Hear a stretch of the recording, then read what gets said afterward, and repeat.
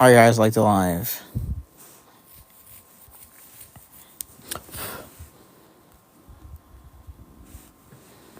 Jellyfish has returned.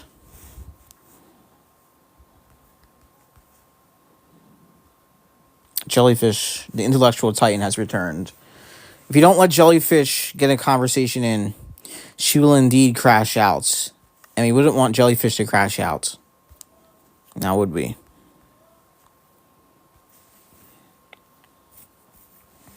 So get those likes up.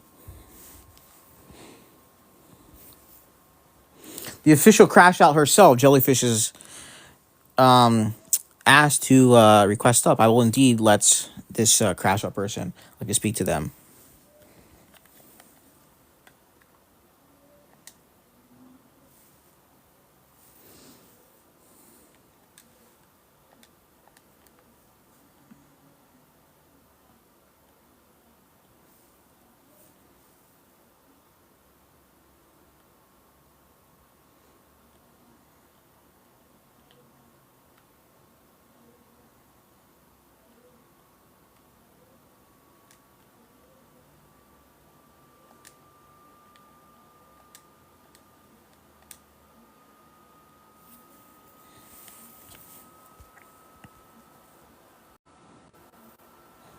Your mod powers are right there, Jellyfish. I'm not sure what you're talking about.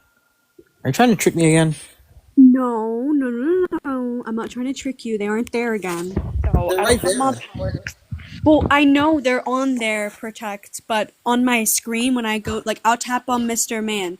All it brings up is the GIF Hey guys, selection. Oh, okay, I see. Yeah, You're so supposed I to don't have send me my. gifts at that point. Well, Mr. hello. Man, I totally would, but I don't have any money right now. Oh, that's okay. So That's fine. You basically, could take a loan out or something. yeah.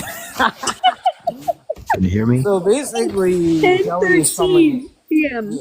Yeah, Jelly is fumbling the bag yet again. All right, so Dot, what's your age? What's your stance?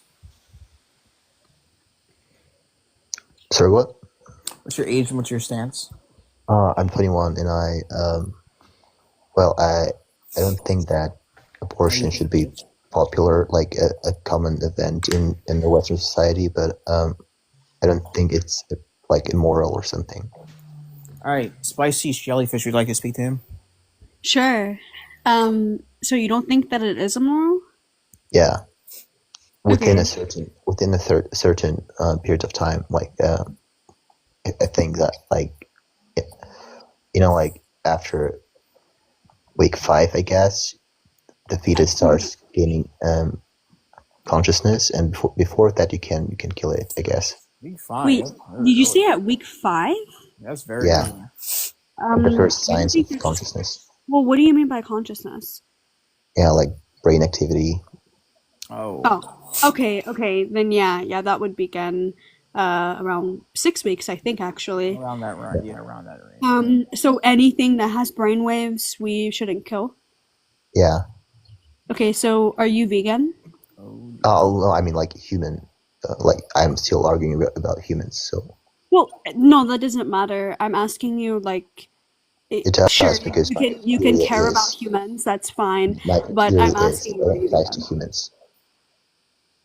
But wait, It but only applies to humans. wait, Wait, but but like, brain waves, but other animals have brain waves, though. It So doesn't it's matter. It doesn't regulated. matter for humans. What's It's the regulated. distinct? It What is the does. It difference? does. It does because they're human. They're of human nature, and they are. So you have to have both components.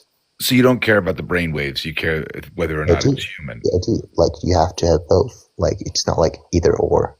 the question is why specifically human brainwaves, not other animals' brainwaves? That's what she's asking. Because I differentiate between humans and animals because I'm of the same What's the race as difference? humans. Obviously, But what's the difference? the difference there is no ethical objective difference. It's just me. Like I have my own subjective morals, just like anyone else. That's fine. I'm asking you what is the difference between A human humans and animal. another like species? Yeah, the fact that I belong to the human species, so I gotta Okay, claim it's like human. well, that's fine. That's just true. You do belong to the human species. I'm asking you, what is the difference between a human and a animal that makes it impermissible to kill them? Because they both have brainwaves. I just told you I have more empathy Yeah, to my own because they're kind. human. That's the circular. difference. No, it's not circular. I'm just telling you, there's no objective difference in ethics. You can't have any stance on that. But to me, because I'm telling you what my moral criteria is, which is subjective in the core. So I'm telling you that just because they're of the same kind as myself, I'm going to prioritize them, no matter what. So yeah, it does make sense. Okay, so should we or should we not kill animals? If you ask me, you shouldn't brutally torture them or anything, but it's acceptable to kill animals to Eat. use them as nutrition. Yeah. Yes, I agree. But I'm asking you, they both have brainwaves. So Yeah. I'm trying to figure out, so in the one case, like in the case of the fetus, of the human kind, if it doesn't have brainwaves, then it's okay to schmurder it. If it does have brainwaves, it's not okay to schmurder it. If an Yeah. animal has brain waves, it's okay to schmurder it for food. Yeah. That's fine, I understand that. But if people want to torment and subject these animals to exploitation, I don't understand, are you going to be against this too as well? I'm against Because they exploitation. have brain waves? Well, I'm against brutal exploitation of animals, obviously, but I don't condemn people using animals as nutrition because that's what we are made for. Well, why not though? Because they're killing beings with brain waves. So other than the fact that they're obviously not human. Yeah, that's the reason. I mean, you can't. I understand that's in question. What makes the human species more superior than, I don't know, a cow or a pig?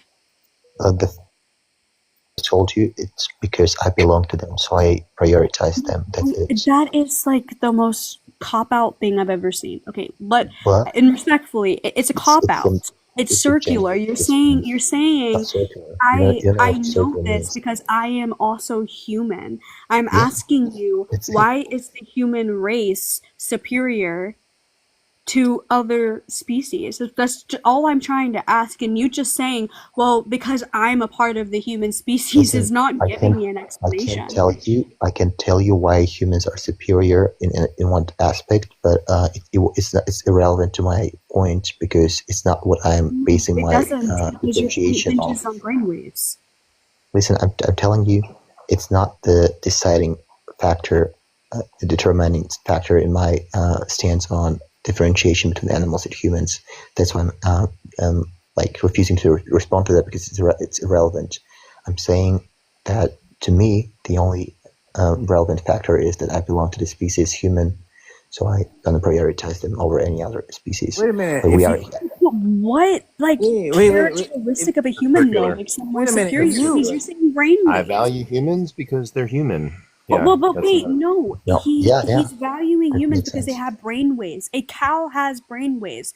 He's saying that the human species is more superior than the cow species because they're human and because he's a part of that species. You're misquoting me. I didn't say they're superior. It was your question, why are they superior? And I said it's irrelevant whether they're superior or not because it's not. I'm trying to understand why you think it's okay for people to eat animals with brain waves. I think you're having a hard time understanding what I'm trying to say, and you are deliberately misquoting me. Well, you are giving circular definitions. I mean, that's why we don't understand you, because you're giving circular definitions.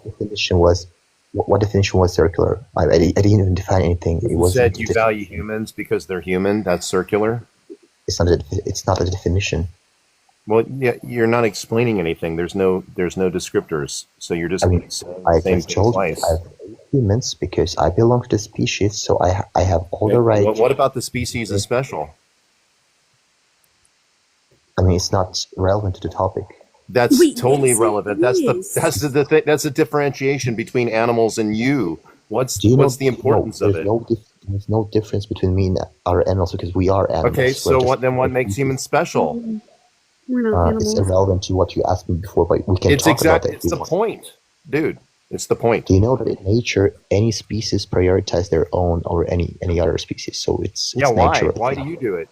Because you belong to them. You want to reproduce. You want to succeed as a. You mean just because it's similar to you? No, because it's your kind. You have to succeed as a species in nature. That's like your evolutionary. Okay, what about the kind of human is important and special, separate from animals? I think you're just having a hard time understanding what the point is. So you value animals equal to humans, or they're different? No, I don't because they are.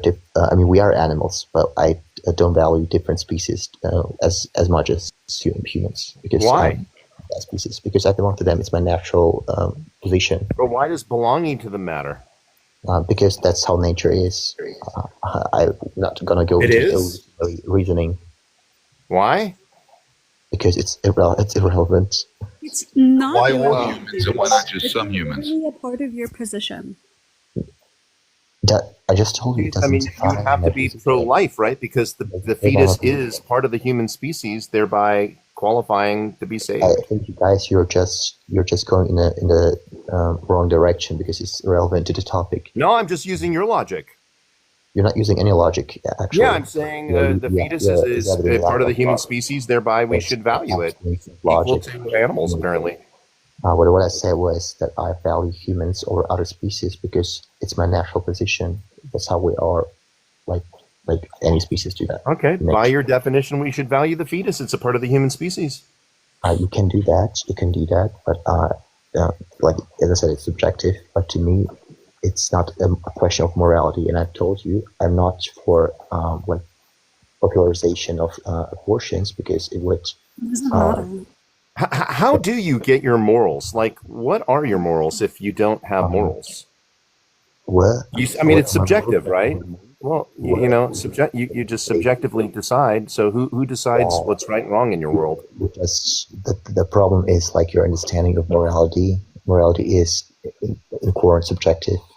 Morality can't be. I disagree with that. But why is it that I should trust your morality when it differs from mine? I'm not saying you should. I'm just. Okay. Well, give us a good argument as to why we should off children in the womb by your moral standard. Because there's no reason to protect a fetus that doesn't feel or like. But it does. Wait. Brainwaves and feeling are two completely different things. Right. Yeah, because you get reactive nervous system at like 7 to 10 weeks, right? It's for fetus before it gains any signs of neurological activity. Also, it doesn't. Yeah, it does. At 7 to 10 weeks, the brain structure is formed by about 12 weeks, right? A fetus before it gains any signs of neurological activity doesn't have any nerve system either. So it actually does. It has neurological processes because the phenol tubes are. Yeah, the tubes necessary for the brain are already being developed in 7 to 10 weeks. Yeah, exactly. So before that, I'm telling you, that was like my first statement. Before week 5. Okay, so I want to understand your thinking. So you're saying before it has the brain, you can unalive it, and after it has the brain, you can't because it can think.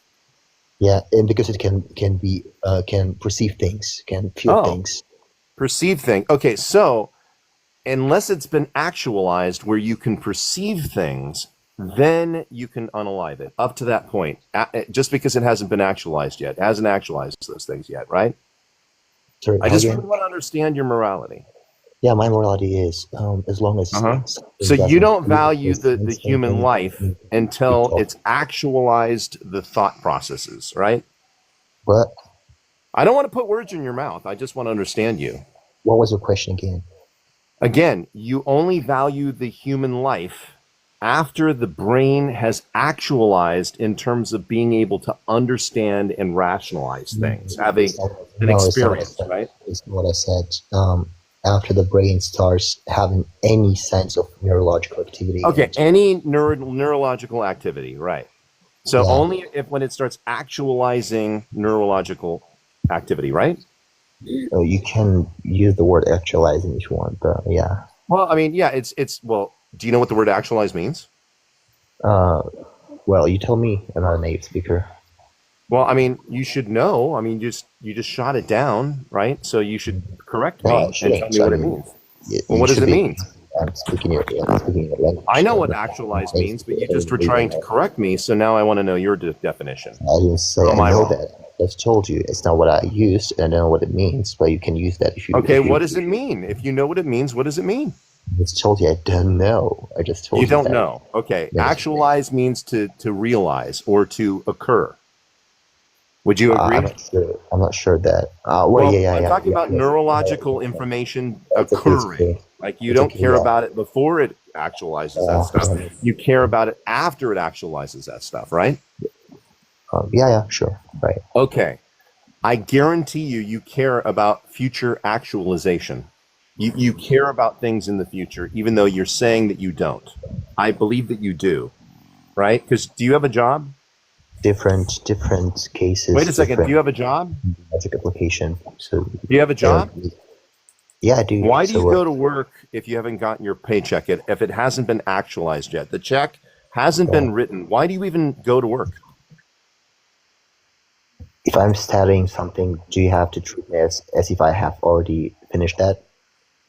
I just want to know, do you go to work knowing that your check hasn't been written yet? Your inconsistency, because you wouldn't treat a student as if he has already finished his... Well, no, I'm not the one that values money more than human life. That would be you, not me. You didn't get my point. I'm saying if you are treating something with potential to be something as if it already is that thing, so you should. Oh, you don't think that you don't think that the fetus has potential? How do you know that it doesn't have potential? What was my point? I thought you are treating a fetus that has a potential to be a complete human individual. It is a complete human. We know that by science, right? But I want to know how do you know it doesn't have potential? I'm not saying it doesn't. It was my point. I'm saying but how would you know? You just said that's your measure by which you can unalive something. So I want to know how you know for a fact that it doesn't have the potential to actualize that mind. You're not understanding what I'm saying. I said if you treat something, I mean, in that case, a fetus that has a potential to become a complete thinking individual. Well, okay, I'm going to say it does have potential. You're going to say it doesn't have potential. Who's right, and how do we know? As if he already has that subject, but you obviously don't do that. So I see that inconsistency in your argument. Did you hear my question though? Your question wasn't. Yeah, I said I know it has potential 100%. You say it doesn't have potential. I want to know who's right and how do you know? I didn't say it how do you know? I didn't say it doesn't. Okay, so then you can't unalive it. From a cautionary standpoint, we shouldn't unalive something where you don't know. Wait. Wait, listen to me. Wait a second. Hold on. Wait a second. Hold on. Let me try to speak. I'm trying to finish the sentence before you talk. Hey, I'm trying to talk before you. I'm trying to speak. Can I finish the sentence? I want to finish the sentence. Yeah. Can I talk? Yeah. So you said you value you value. Oh, dude, what is wrong with you? Can I talk? You're interrupting me too. So why are you waiting now? Well, because I think you have the error in your thinking, and it's very easy to prove. You can't tell me. Fetuses don't have potential. What I didn't say. So you're obviously lying. They have active potential. You said they don't have passive potential. You would say passive potential, but they don't. You said I denied them having a potential, which it was a lie. So I don't trust you in any other argument too either. So. Yeah, that's not an argument. I would just simply say, since you don't know if it's going to actualize that brain that you value, from a cautionary standpoint, we shouldn't unalive it, because you shouldn't unalive things that you're not aware of. You're not aware of whether or not it has a brain, will have a brain. That would be irresponsible, wouldn't it? Dogmatic. It's not some dogma like you can't do that. You can do. Well, it's irresponsible at the very least. You need some logic behind it. There's no logic. Nobody. It's irresponsible what you're doing, because you don't know. You couldn't tell me by what measure you know if it has the potential to achieve the thing or not. You don't know. Irrelevant to me. The potential is irrelevant because at that current state, it doesn't have any any ability or capability to sense or How do you feel. know? You're making claims that you can't support with any evidence. So are you saying a fetus before the week 5 can feel or sense anything? Well, we know that they can from 7 to 10 weeks. This isn't relevant to your point because feeling. It's relevant to my point because my criteria was from the beginning. It has to feel and sense in any way. No, you said it was brain waves. Now you're adding this. You said brain waves. I mean, it's people born with SEPA. They can't feel anything, so we can't use feeling, right? No, wait. You said it was brain waves. Wait a minute. You said it was brain waves. That doesn't change anything. Yes, you said it was brain waves at the beginning. Then you just added feeling. I literally said earlier, brain waves and feeling are two completely different things. They're not the same. It has brain waves very early on. If it feels something but doesn't have any brain waves, it would count as well. So as long as it doesn't have any ability to like brainwave, I don't know like at what stage in the neurological development it begins. 7 to 10 weeks. 7 to 10 weeks. Yeah. So okay, like let's reduce it to 10 weeks. So as I said before, it doesn't sense or feel anything. I don't care about the thing because there's nobody to lose. Well, what about the people that have SEPA that can't feel anything? They're born and they don't have feeling. They can't feel anything. They still are. They are human individuals. They can think. So you have to have both of those qualifiers to value them, both of those human traits? Well, like as I said, I mean, feeling something is not that important as sensing something. If you still sense something, but you can't feel something, you're still I don't care. I just want to. Are those the two traits that they have to have for you to value it? Okay, let me elaborate that. So if you feel something but don't sense anything, I don't care how they operate. I'm saying, do you care? Do they have to have those traits? I don't care how they operate those traits. I just want to know if those are the only things you value. It does matter though to me because you're asking about my position, and I don't need you to explain the details of those traits. I know how those traits operate. Why don't you need me to explain that? So I mean, it's not. Aren't you like? I'm just asking you a specific question. You can't even track that, dude. Aren't you investigating? I'm getting frustrated. Holy crap. Spicy, I'm just going to throw it back to you. I give up. He can't track basic questions. How it works. You can't understand basic questions, man. You just need some buzzwords to twist my position, right? I'm not twisting you can't understand basic sentences. Well, you can't. You were like making stuff up. I just asked you a simple question and you're off in the weeds, dude. This is half potential. Listen, I'll try one more time. This is the last time I'm going to try. Are those two traits? Argumentation. Are those two traits the only things that you need to value the human being, still using the argumentation. And now we're just talking over each other. Holy crap, man! What is wrong with you? What is wrong with you? I give up. What is happening, man? What is happening? Okay, so I want to know. I don't even know what to call you. I guess your name is Period. Can I? So what? Why are you pro-choice? Why do you think women should be able to kill their children? So far, I haven't heard any valid argument on why it's immoral to kill something that doesn't feel. That's not what I asked you. I asked you for your argument on why you think it's okay for a mother to kill their children. I'm not asking you what argumentation you have and haven't heard. Yeah, that's the reason why I'm pro-choice. Like, are you actually dumb? Like, you're pro-choice because of somebody else's argument. Come on, man.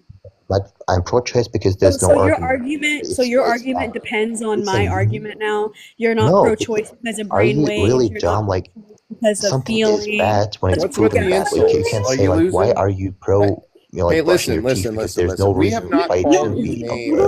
Nobody's called you names. Why you're pro-choice? Can you tell me why you think it's okay to kill children? Because I don't see that as children. Because I don't see that as offspring. Why do you think that mother should be able to unalive their offspring? Because there is somebody. Because before there's somebody, there's nobody to lose. So No. I don't. Yeah, Get over here with that crap. It's There is so there's disgusting. more reason. of them are alive. Any reason? And you think that there's some sort of rights violation here. So I want to know why the mother can kill her offspring. So you're just not okay with my response. It's your problem. Can you tell me why you're okay with mothers killing their children?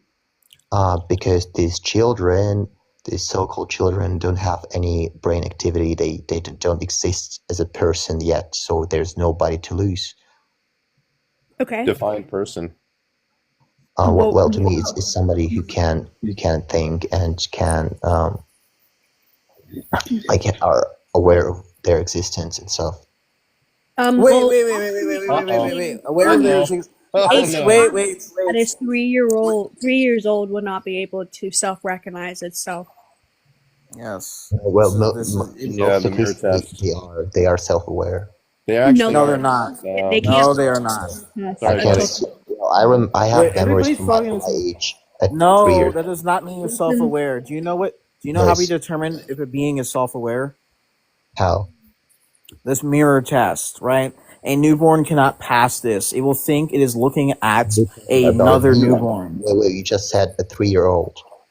I said newborn. I didn't say 3. Yeah, I wasn't newborn. I was replying to the other person. Is that newborn. Yeah, they can't recognize themselves until 3 years of age. Yeah. Oh, okay, then when she said children, I was thinking about like toddlers and stuff. So a 3-year-old, is just about there, man. 3-year-olds can walk, some of them, so they would be considered toddlers, and they still can't recognize their own reflection, man, because they're not self-aware. They're not self-aware. Most of them are. No. All of them aren't. This is scientifically proven that they are not self-aware. Hey, I could prove it. What's your earliest memory? I could prove it. Listen, do you remember when you were 2? Do you have memories at 2? 3 years old, yeah. You have memories from 2 and 1, huh? No, I have memories from when I was like 3 years old, definitely. Right. You mean when you become when you start becoming self-aware. Like, dude, that's what we just said. You don't become self-aware until 3 years of age. Are you self-aware now? You become self-aware until 3 years of age. So it makes sense that you would remember your memories from 3 years of age and up. Children at that age aren't self-aware. Now you're saying Do you remember anything from age 2, period? Well, I do have some memories. Okay, so then why did you say, well, I have memories from age 3 when Judge asked you if you have memories from 1 and 2? Are you lying? No, Maybe. I said I was self-aware when I was 3 years old. Okay, yeah, so that makes sense. That doesn't disprove anything that we've said. Yeah, I do have some memories from the age 1 and 2. Most children do not have any understanding of being self-aware at 1. At 1. Maybe you get some memories at 2, but never at 1. Never. But still, self-awareness wasn't my criteria to be. Well, that was what you said. Yes, I mean, we're just using your logic. That's what you said. Yes. Wait. Why do you think we're talking about this subject? Wait a minute. Why do you think we are talking about it? Can I respond? Wait a minute. You just said. Wait, no. You just said self-aware is what makes a being a person. That's why I literally asked you this. Like, you not remember your own. I didn't say that being a person. We don't hold a sense of position. You do. I didn't say being a person is a criteria to be valued as a human being. You did, actually. You say that you're making stuff up. I didn't say being a person is. Well, when this is all recorded, so hey, No, because she said that killing children and stuff. I said that I wouldn't perceive fetuses as a person, like how she's trying to make that like. And you said when they're self-aware. That's what you said. Person. I said, yeah.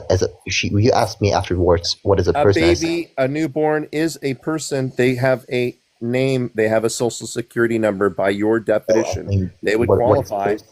What is a person? It's a philosophical question. There are some people that believe. I mean, there are like some definitions that necessitate. Wait, here's what's not in contention. We know that 5,500 embryologists and biologists from over 1,000 universities agree that it's a human being. And when I think of the word being, wait a second. When I say the word being, it's very similar to the definition of person. Did you know that? Yeah, but it's not the same. And the definition of person varies. What's the difference? Give me the difference. really Tell subjective. me the difference. What's the difference? The difference is that definitions of a person differs from person to person. Like there are some philosophical works that revolve this definition Give me the around. moral difference. Give me the moral What? difference. The question is, No, okay, I mean, well, okay. No, well, I mean philosophical definitions of the word person differs from okay, philosophy. but what is your philosophical definition that you adhere to? I just told you a person is somebody that can think and is self-aware. Oh my Okay. gosh. Bobby literally asked you this self-aware Oh thing. my gosh. So the Dude, you 3-year, gotta so the drop the 2-year-old self-aware. is not a person. Okay. Yeah, Here's you the could say problem. so. Here's A the problem that you 1-year-old face. is not a You person. could say A so. You could say newborn so, that was just born out of the magical meat curtains, Again, guys, is you not could a say person. it's irrelevant because it's not my criteria to But whether or not until it they reaches have. 3 years of age, oh my gosh, guys, we're All right, morally Spicy, I acceptable got now him. I got him. I I got because him. we're told you can self-aware. say so, but it's I got something irrelevant. for you. It's I got irrelevant something for you. because Period. it's not. It's Period. not Hold on. irrelevant. It's criteria. literally addressing your position, and you're No, being it's not. purposely It's not. obtuse It's not. about I it. just told you many times. Wait, I It's not got him. the criteria I Oh, use to No, whether or I'm not not you can letting you unalive talk right now. this You child, literally like being a person or not. you It's not irrelevant. literally, It's not hold relevant. on, It's not relevant bro, to my just criteria. chill. Wait. You He's said, crashing out. I'm He's having a crashing hard that time out. it's a understanding why you bring person. this up. Mayday. You said, bro, you gotta chill. You said it's a person when it has self-awareness. You don't Yeah, have self-awareness until you're 3 years of age. So what? that only concludes It's not. that when Sometimes you're it's not a ages person according to 1 my and definition. 2, So what? you are not a person. If you're just Again, born, you are not a wow. person. Why It's would you almost want like to I hold just this told you sort of that. Oh my God, position? you're such an This is Einstein. absurd. Like, oh my I God, don't like understand I why just you're told you. talking He's right getting mad. He's It's getting not the mad. criteria I Hold on. used Take a breath, guys. like to decide Hold on. whether or not you I can Hold on. subject this I child. have I Like being a not can't hear person, finished. that's the anything. I criteria. have Now chill not out. finished Just what I've move said, on. period.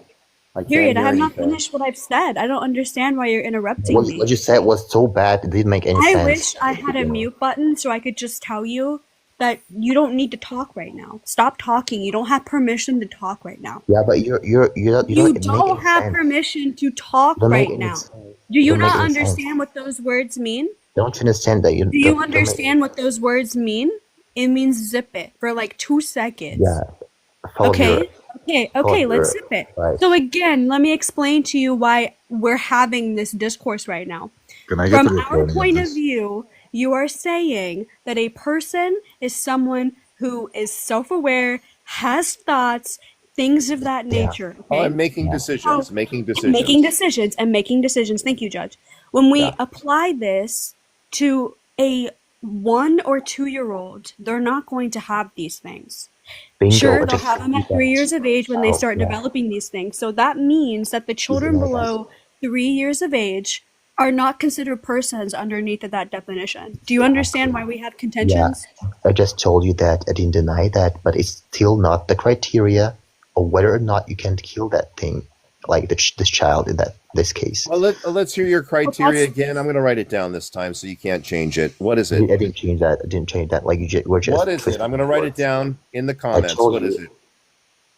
Like from the point the fetus starts gaining any signs of neurological development and or sensing like feeling pain, it's worth protecting. It shouldn't be killed. Exactly. How do you define neurologic function?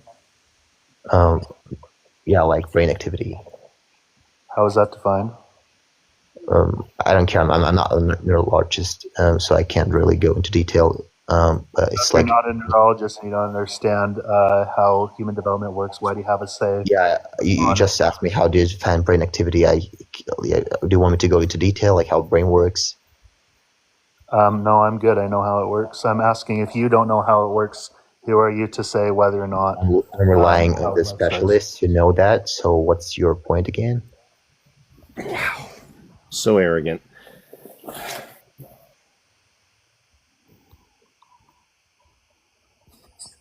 This is very crucial to your position. Oh, I see. No point. Okay, no point as always. Were you talking to me? Yeah, sure. Oh, what was Do you your have question? to know? Do you have to know how the subject works to rely on the specialists to know that?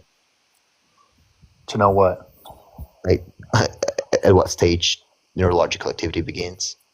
Well, you're the one defining what how that begins. So why don't you tell us? I'm not defining how that begins. I'm saying at the point it begins, I'm defining my moral value of a human being. That's what I said. You're just making stuff up. So you don't know how you define a moral human being because you don't know when it starts. So when does it start, and why does it matter? What is he yapping about? I just told you, like, after the week 5, there are the first signs of brain activity that can be sensed and captured. So that's why where I draw the line and say that you shouldn't kill the fetus. I would also bring that back to you to ask you, why do you think that brain activity is ascribing life to a person and personhood status to a fetus? Before brain activity, there is nobody to be hurt. When you say nobody, sounds like you're ascribing personhood status to all of a sudden when nothing. Yeah, you could say nothing, nobody. I don't care. He's asking the argument that brainwaves like would grant personhood. Like, what's the argument for that? I guess, yeah, I'm trying to get at like why brainwaves. Some people have the heart argument. Some people have the conception argument. Some people have the brain argument. Because before brainwaves, my question is, why does it matter? I don't see any indication that there's anybody or anything alive before that. I mean, anything that can sense. What? There's no evidence? Are you kidding? I mean, not alive in the organic way. What? Is alive, but did you just hear yourself? Not in the organic way. What else would the fetus be? Well, if I say, do you know, like that after you die, your body is still alive for a certain period of time, like in an organic way. Listen. Here's what you don't know. So let me educate you on how it works at the beginning. So from the very beginning, from fertilization, right? It's already acting as its own agency. It's not even attached to the mother. It's floating through the fallopian tubes, right? So it's actually already, listen. It's already making decisions long before it has a brain. It's what do you mean making decisions? Yeah, it's making chemical decisions, just like plants do. Okay, and it's finding its way on its own agent. Then neurotubes develop. That occurs around 3 weeks. Did you know that? And then the central nervous system is crucial for sentience, which you care about, unfolds very early. We're talking about maybe 7 weeks. That creates the groundwork for conscious awareness. Okay, so that challenges your position. Judge? Yeah. What? Do you think a sperm is a life? No. It is. But can it not think for itself in the same way that the zygote? Yeah, no, I'm talking. It has chemical agency, so it doesn't have consciousness yet, but it is absolutely determining things, right? Yeah, but so is a sperm, and so is an egg. Right. So, but we already have the neurotubes. All of the tubes necessary for the brain are being developed very early on. They don't have any activity going through that. And this is exactly why I said at the beginning when we had this conversation about an hour ago, that you have a bigoted position because you're devaluing a human being based off of a stage of development and off of a human trait, which is exactly what societies have done to be racist and bigoted. Okay, so you don't want to be in that category of a bigot, do you? Morality. So what? Yeah, an appeal to morality. You better believe it, because if you don't have that, if you don't value human life, you don't value anything. I do value human life. No, you said that was your top priority, that was the top of the food chain for you, that you value humans more than animals, right? And now you don't want to value this little infant, this little baby, because of its size, because of its trait, right? Not because of the size. Okay, so what if you found out tomorrow we had AI was able to figure out at conception, we know that it will 100% have sentience. If we had that tech today, would you say no? I would change my position, but it's you not would the case. You would change it. Well, guess what? You should change it now because you are operating from a position of ignorance. You are operating from a position that is blind and dumb. I don't care what you're doing. You're operating from a position of ignorance and blindness. Your hypothesis. You do not know. You cannot tell me. You do not know how or why or when consciousness will be achieved.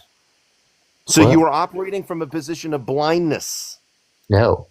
And it is not intuitive for me to support your position because I'd rather know. I'd rather know for a fact before I unalive a child. That first brain activity begins after the wake 5, so I don't see any. It doesn't matter if we knew at the DNA. How do you think you get your consciousness? Don't you get it from having a brain? Well, how do we get a brain? I wonder. Do you have like a DNA code that maybe arranges the neurons in a particular pattern so that you have the consciousness that's unique to you? It's speculation. Wow. How do you get that if not from the code? Listen. You can write this down and post it somewhere, but it's at that point just speculation. It's not science. I don't care about your speculations. How do you speak to me right now if not the DNA that wrote your code for your brain? Sure, but let's go back to the science. And the science says before the week 5, it doesn't have any brain activity. So that's where I draw my line. Wait. But I thought you also cared about neural activity. I thought you also cared about neural activity. Like neurological activity within, like, nervous system. Activity, isn't it? It is the same as brain activity, isn't it? No, not necessarily. It has more so to do with, like, the heart. Your heart is considered like your second brain. So the last two finish just developing at 3 weeks. So there's anything that has to do consciousness. Well, hold on. Consciousness is so. Well, hold on, please. Consciousness is so complex that scientists are now thinking that it begins in the heart. That's why I'm posing this, because can I see the article? There's been talks about it. What? I think it's also important. I can get you an article on like when this activity begins.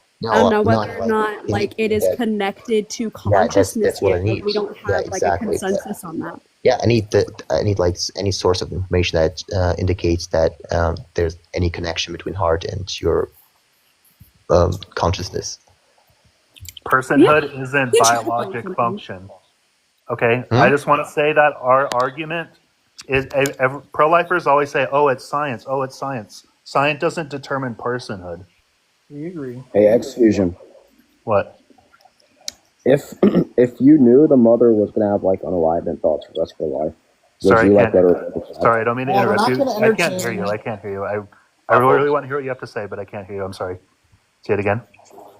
If you knew the mother was gonna have like long-term effects from the birth, would you let her abort the child? I'm not gonna entertain this guy. Long-term effects from the birth? Yeah, that happens when you abort. Actually, they have a 400% increase in wanting to unalive themselves after they abort a child. Yeah, birth is way more risky and deadly than abortion.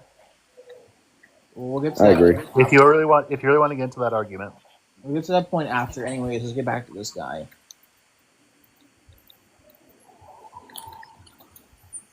We got a guy. Yeah, I'm just simply saying if you don't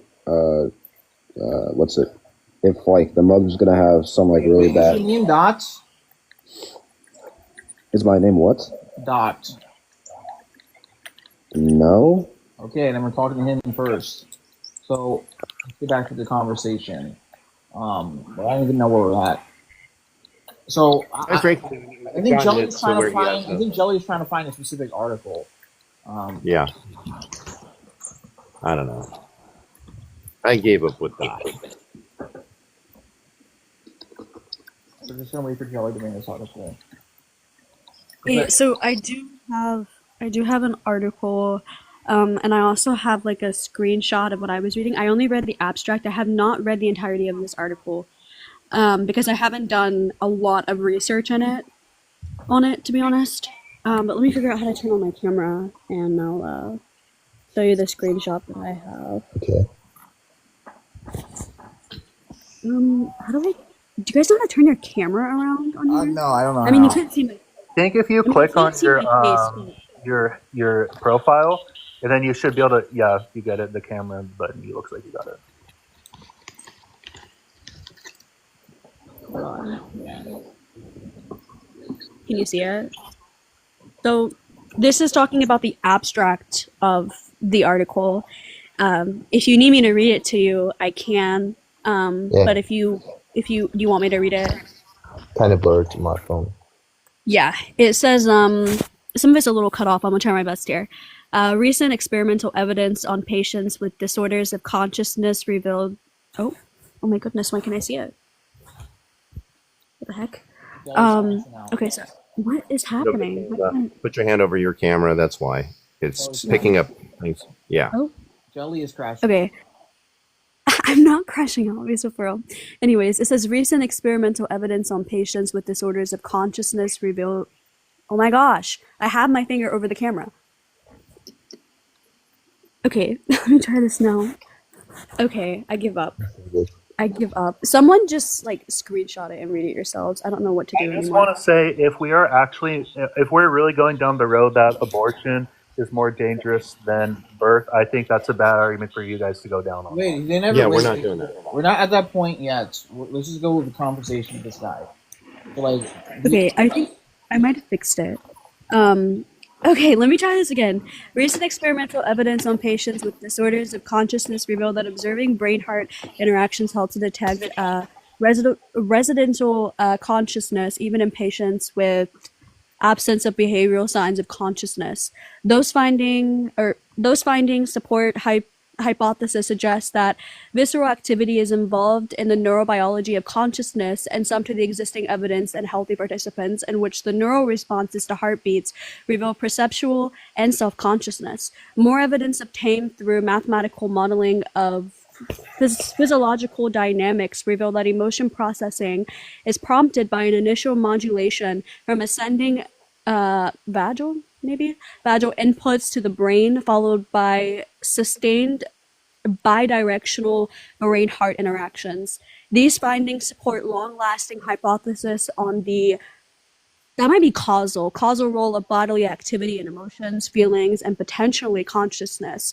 In this paper, the theoretical landscape on the potential role of the heartbeat in cognition and consciousness is reviewed, as well as the experimental evidence supporting these hypotheses. I advocate for methodological evidence on the estimation of brain-heart interactions to uncover the role of cardiovascular inputs in the origin, levels, and contents of consciousness. The ongoing evidence depicts interactions further in the cortical responses invoked by each heartbeat, suggesting that potential presence of nonlinear, complex, and bidirectional communication between brain and heartbeat dynamics. Further development on the methodologies to analyze brain-heart interactions may contribute to better understanding of the psychological dynamics involved in homeostatic, I don't know how to say that, allostatic control, cognitive functions, and I don't know what that last word is because my name is in front of it. But I posted that link in the chat if you want to copy and paste it. I'll put it in there again.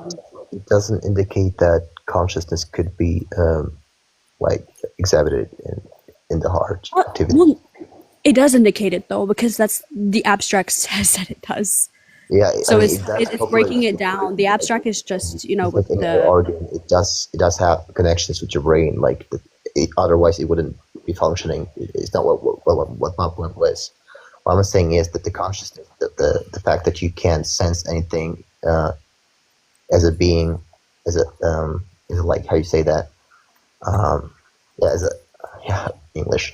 So the fact that you can sense your environment, like anything around you, is rooted in your brain activity. And before that develops, I don't see any signs that indicate that you could sense anything. So that's, as I said, is my criteria. And since it doesn't, brain activity, right? Brain activity.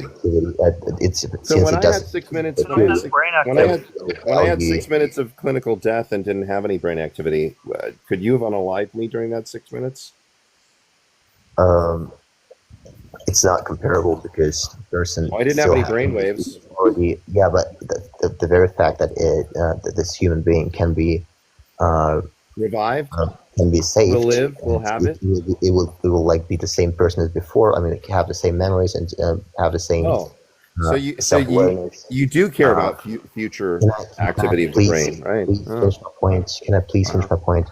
And that alone differs him from being that hasn't even developed this awareness yet. So you can't just, even like people in common, like they are, like usually people from your side like comparing them with each other, but it doesn't make sense because people in common, they are still conscious. They just don't have the same brain activity as they do in a normal state. If they are safe, if you like reanimate them, they're like the same people as before. So the person doesn't go anywhere. It's still there, just deactivated.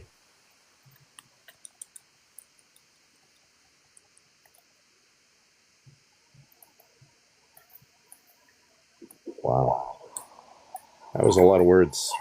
I don't know. So you wouldn't value like even like because consciousness is so complex, I feel like there is no like definite consensus on when, where, how we truly receive consciousness. What the definition of consciousness is, what that entails. I feel like it's changing every year because we're developing as far as like technology and science and all of that stuff goes. So my take on it is sure, like these things are valuable. I think sentience and consciousness are all just a byproduct of being made in the image of God. Um, However, if you don't actualize these things, I don't think that's a reason to unalive you. If you're, you know, temporarily impaired where Me? you don't have these like actualizations of consciousness or sentience or brain They, waves or whatever the case is, I Like still I don't did. think that we should be exactly just like you did, Judge. I don't think that we should be able to unalive you. If you're um, completely unalived, like on, brain dead, on life support, it's fine to pull the plug because you're dead. So, I, but when we're talking about like a fetus or something like that, I don't know, I feel like it gets a little bit more tangy when we start using, arbitrary things that aren't really accurately scientifically proven yet. so, The thing that I just listening to you for the last half hour, I don't understand why you seem to pretend like this is not unaliving a little tiny human being. Like you know what it is, you're not going to deny that, and you're I am, using this and bullshit even sentient even position to pictures. like Why do you use justify it. Like depictions of a I grown? think that you have morals somewhere in there. I do, but I think you're using that Yeah, sentience thing morals. because you don't. It's a Just change feelings my issue for morals. you. It's a feelings if like you Yeah, don't want there to be suffering, and if there's a brain there's suffering yeah. because you keep on going back to the feeling part of it, right? What are they? Like, who are you referring to? I'm Like, talking to you. I'm talking about your moral you say compass, they whatever it are. is. You say they are not suffering. Who are they? I'm talking about the tiny human beings that are getting killed, But they the aren't 73 suffering. million You babies that can't are being say they. unalived. You can't say they are not suffering. Like they're not like. It's not like they are some human. Like some feeling They are individual. human and I Yeah, value them because they I are correct myself. human. Immediately. I just said they're not like some Okay. feeling individuals. Like Well, no one's going to fight for these little babies but people like us. They don't have any voices. You won't let them you're have one. fighting for anyone. Yeah, I actually am. No, we are. We're fighting for There is individuals that no have there, the no anyone right to their to begin future, with. just like you do. You There's shouldn't be no murdered right now, You were a Daz. fetus at You one are a yes. point. human being You made were in an the image of embryo. Yeah. God, and to deprive you of such things is wrong. It's Can I immoral. You shouldn't can I do first that. And respond to to think what the that it's lady said? okay for women to sacrifice their child because they don't have brain waves. Are you serious right Yeah. now? Or to Why sacrifice not? their children because they don't have consciousness or So why sentience? shouldn't they? If Why shouldn't we they? Hey, Spicy. listen, if we can't do these things outside of the womb, why are we allowed to do them inside of the womb? Well, Can I ask because a question? outside of the womb, you most probably have brain activity and you are feeling and sensing Sometimes individually. people don't have brain Wait, activity. you have brain act Like, They are. you have Wait, brain activity can I inside of the finish? womb. We There are have no. brain yeah, yeah, activity I you inside of do. the challenge womb you. as well. I challenge you. I challenge you to provide me any case where a baby didn't have the same state of brain activity as a fetus This is before the irrelevant wake. to your whole argument, anyways. Can I please Really, finish my point? Can I You're please a finish? baby. Hold up, hold Why up. are I you just want to interrupting me repeat the before I finish question. my I point? still need no, this Why is clarification. do you always irrelevant. start You, interrupting me I'm before trying I to even figure out finish your my question. point? Come on, I entertained this for quite a You have long enough time time. to talk to me afterwards. You outnumber me and you try to talk over me before I even finish my point. Can I please finish my point? What I said, I challenge you to find any case where a baby was born with the same. I get it. Okay, you're not Yeah, really there's children with to anencephaly that don't have debate. You're brain just waves, by the trying way. to. Yeah, it's very. It's a parasite, dumbass. It's not fucking alive. You're a fucking retard. It's a parasite. Okay. Anyways, As I there's children said, with anencephaly that I don't challenge you have. to Person was find really stupid and one dropped for it. case. Can you find one case where a baby was born with the same? I'm telling you right now, Trevor Judge Waltrip was born with a brain stem. He didn't have any other parts of his brain. You didn't even so there was finish. no brain waves. Yeah, he was still born. Can you listen to my question to the end and stop embarrassing yourself? It's not what I asked for. Yeah, you asked me the question 3 times though. What did I ask you for? You asked me to find you a case in which an individual has been born without brain waves equivalent to that of a fetus inside of the womb. Yeah. And did he develop them afterwards? What? Did he develop them afterwards? That's not what I'm talking about. No, he didn't develop them afterwards. No. Wait, it is. Can I listen? If that person didn't develop any signs of consciousness afterwards, even after being born without any brain waves, so it just proves my point. It was already brain dead. No, it was not. Wait, no, this is a huge. Wait, no. Have a brain. No, Trevor Judge Waltrip didn't have a brain whatsoever. He had a brain stem, but yeah, he was still able to react to things. So he was still able to, do things like that. But I'm curious. He literally had no brain waves. It's anencephaly. But apparently he did have preferences. He had preferences. Yeah. Yeah, and I think he lived till he was like 13 or 14 years old. He was 12. 12? Okay, yeah, 12 then. I haven't pulled this one out yet, Spicy, but this might be the case for it. Let me ask you a question, Dot. Before the week 5, it's impossible. Dot, I got a really important question. So there's a Japanese team, there's a Chinese team, and I'm on the American team right now that's working on the artificial womb. Okay. So now let's imagine that, and we just saved a baby at 19 weeks, which pushes it back by several weeks, which is great. This is good. But what if we get to a point in technology where we could do this at conception like China is saying they can do in the next 2 years? Now we have the ability to bypass the human body entirely. And now we've got the artificial womb. And let's say that it's even a woman that's a product of grape. And now she's pregnant. And she has a baby, but it's not yet sentient. But we have this amazing artificial womb now that can save its life at that stage before it has a brain. Are you going to put it in the trash or in this device? Listen, I'm not. It's not that I'm desperate to kill. Or the device. I'm answering. Let me answer. I just answer the question. Would you put it in the trash because it has no value to you?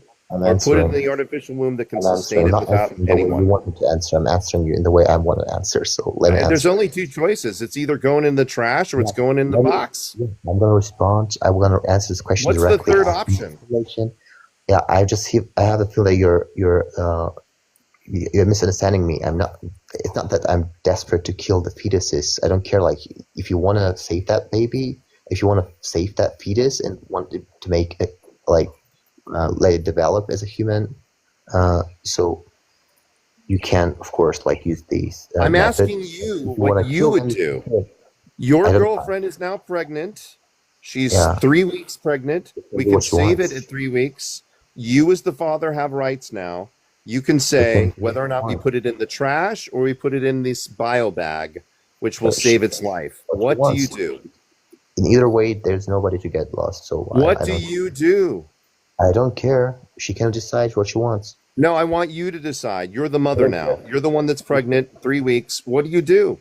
She doesn't want the child. She can do whatever she wants. You're the one that's pregnant. What do you do? Bio bag or in the trash? I can't be pregnant. Just answer the question. Dude, it's a hypothetical, you dodger. Stop dodging. Okay, if I were a pregnant girl, I would probably... Yes. I would kill that because if that was more cheap, if that was cheaper, then I would use abortion, of course. Even though you have a life-saving device where you wouldn't be needed anymore, you'd still kill it. Is that? I want it on record. Depends on the factor. It depends on factors. So if that was more expensive. The device can save it at 3 weeks, but you are choosing to throw it in the trash. Just want to know. Because I wanted to kill that fetus so desperately, because if that is cheaper... Well, that's what you just said, dude. And you said, look, I'm not about killing fetuses. And then you just killed your own. Dude, I want that clipped.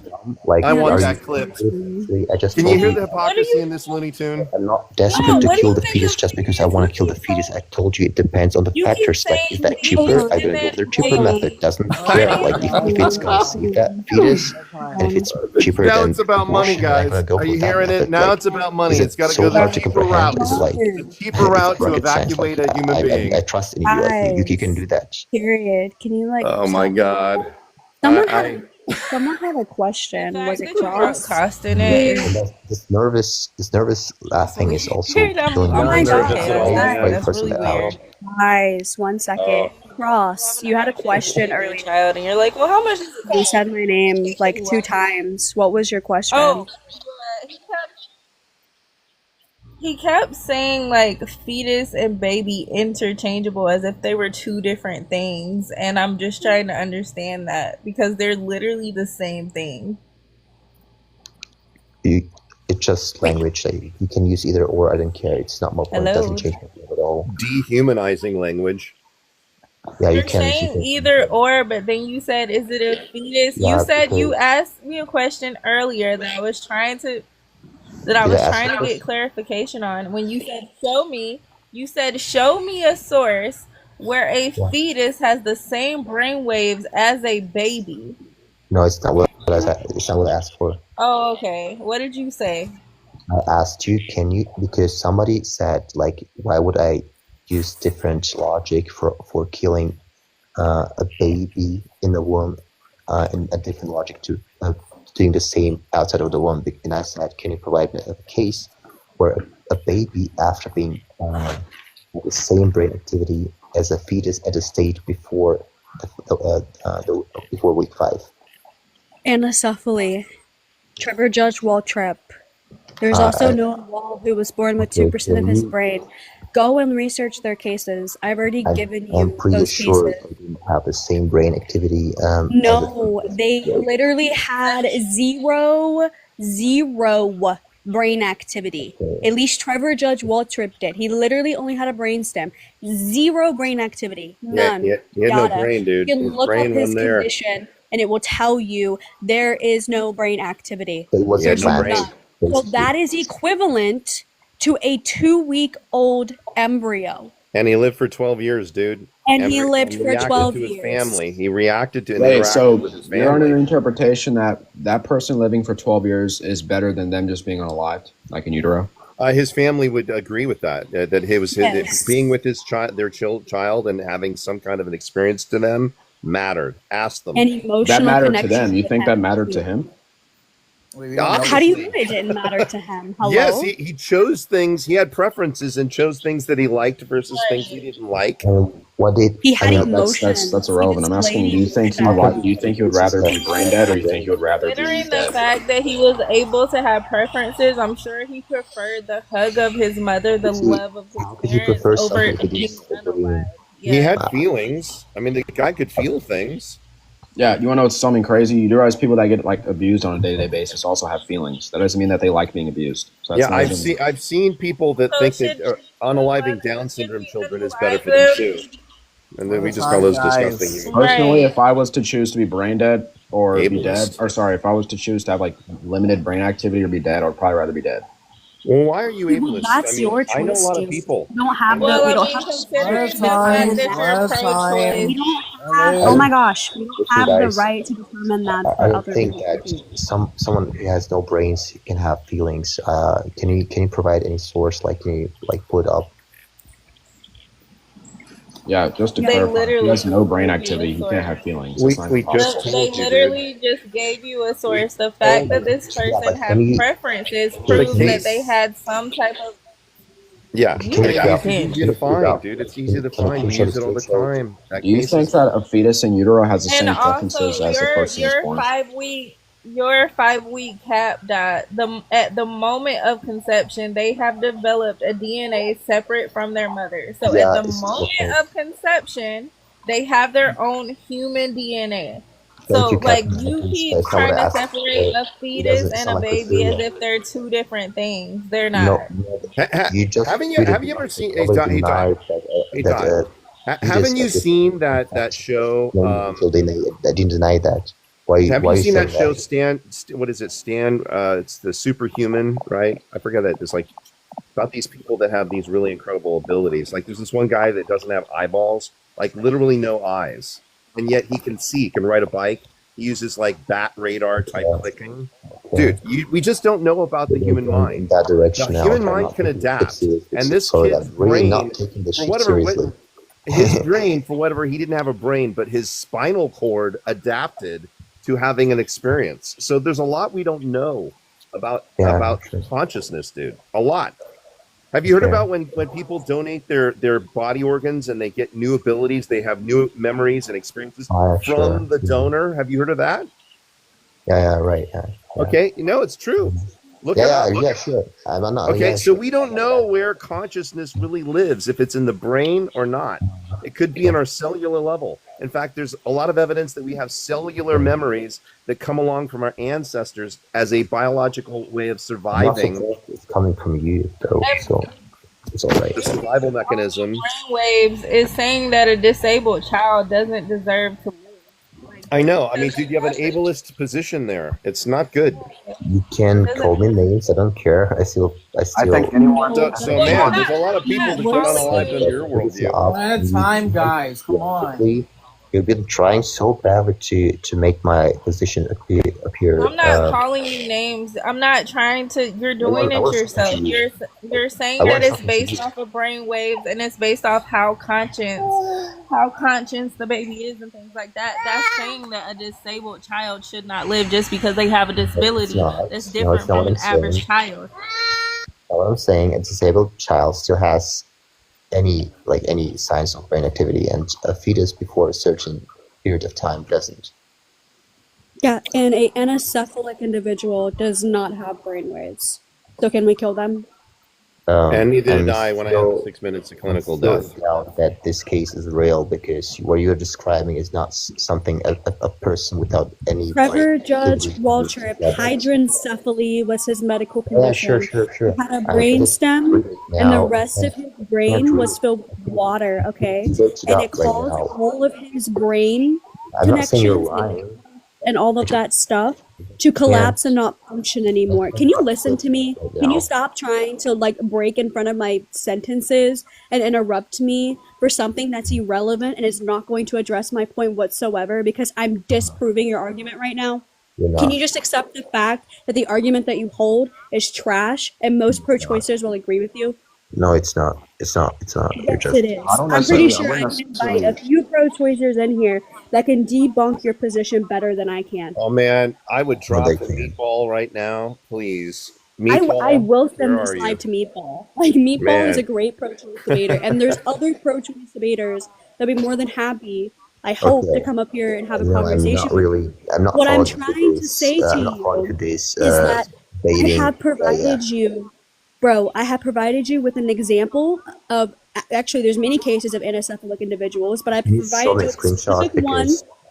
Trevor Judge Waltrip. Do you know his name? Can you repeat his name back to me so I know that you're going to go and look this up? Can you show me the screenshot, because I can't search it up right now? Yes, I can get you a screenshot of it. Yeah. Can I ask why he's burden shifting and pivoting? Why is it her responsibility to make? Because she made the claim. What? Hello? Right, but he can do his own research. I can, but later. I just told you. I'm not saying she's lying, but I just doubting that, because I can't really imagine a person having feelings and having no brain activity at all. It's one results from another. So so it's just that you guys are. So I guess most people are holding that. I got a news article on it, and they actually have a picture of him too. He was 12, and it's right there on the news. Yeah, so sure. And I didn't deny he exists, but can you prove that he had some feelings, he had preferences, and any signs of intellect? Yeah, exactly.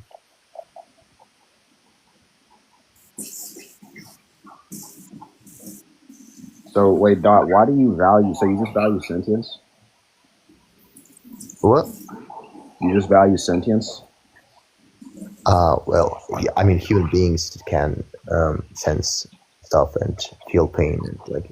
No, I'm saying, do you value that? Like, is that just the main contributor, or like the main motivator? No, like you have to fulfill all the criteria because I differentiate between humans and other species. So you have to fulfill both. Be a human being and have certain brain activities. Yeah. Oh, so yeah, it's sentience, and you have to be of the Homo sapien species. Yeah. So that's just sufficient conditions. So what again? Are those necessary? For you to be valued as alive, as a human being, and not to be killed. Yeah. Okay. Gotcha. Yeah, I wouldn't necessarily say I disagree, but I don't hold to like that sentience is going to be the main thing. I agree that it's subjective, and I'm saying I even agree that there's no objective moral compass that tells you that you should differentiate between humans and other animals. Just my subjective point of view. I'm just sharing that. Yeah, I don't. Yeah, I mean.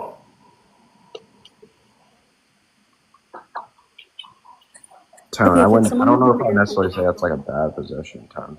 I would say it's like a confused position, but I think I see where he's going with that. I'm not confused at all. I'm admitting it's subjective. I'm not saying your position is invalid. It's your position. Right. You can the own criteria. I found something in one of the articles. Can someone make my screen bigger, please? Because I have. Yeah, I found it too. Yeah, let me do that. I don't know why Jelly's mod powers aren't working. Let me do that. Yeah, it actually says that he was. Oh wow, that's weird.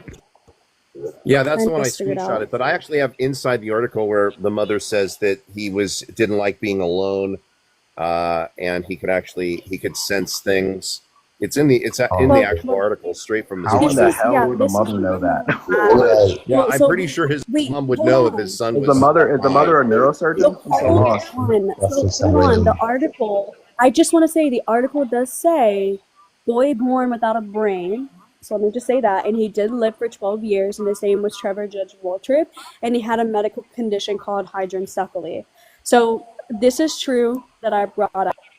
This is inside of the article, where it's describing the condition, and it's saying that his skull only contained sacs filled with cerebrospinal fluid.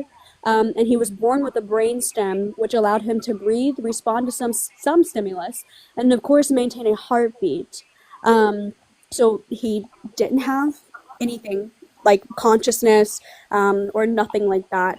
And then I also decided to go ahead and look up, just to go ahead and confirm, are there brain waves in cases of individuals with hydrancephaly? And no, there is no brain waves. It says that it shows a diffuse, flattening, low altitude, slow wave tracing with poor modulation and no background activity due to the absence of the cerebral hemispheres. However, other brainstem related stuff like that, you can read the rest of the screenshot. But this wasn't. And yet he was aware. He was aware when his mother was not in the room. He didn't like being alone. He reacted. Yeah. So he's just brain dead. Like what? Well, somehow he was able to react to his environment and knew when people were in the room. What are you talking about? He's not brain dead. It's not even close to brain dead. Yeah, he still has a functional part of his brain. He just didn't have a complete brain. Oh, so the brainstem is part of the brain. So it's not the same stage as a fetus before the week 5. Wait, hello? It literally the fetus before. But 5 weeks doesn't have any brain waves. It would be. So are you saying does a fetus before the week 5 react and have preferences or like any of that? For you, and now you don't want to accept it.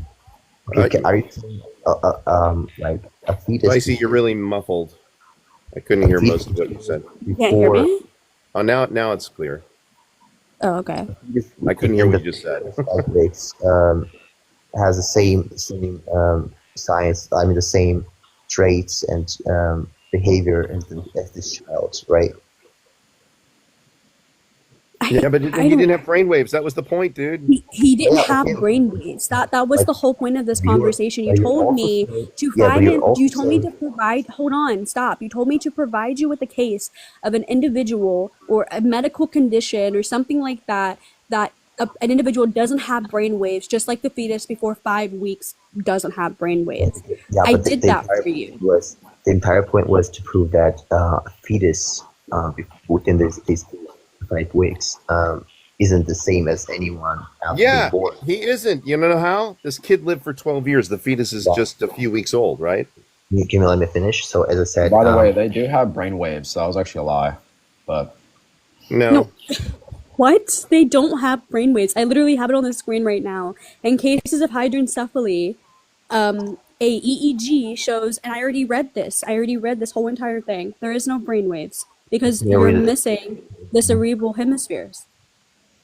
Ma'am, if there wasn't brainwaves, he would be basically dead. You know that, right? He's not. Yes, we were aware of that, but that's not what happened. Like that's He's not talking about consciousness. He's talking about like self-aware, right? What? Yeah, he had no brain, and Dot was saying that it had to be self-aware, something that had emotions. Read that again. Right? Yeah. But this kid has no brain waves, yet has emotion. Can you read that again? An EEG might show limited but real electrical activity. So they have brainwaves.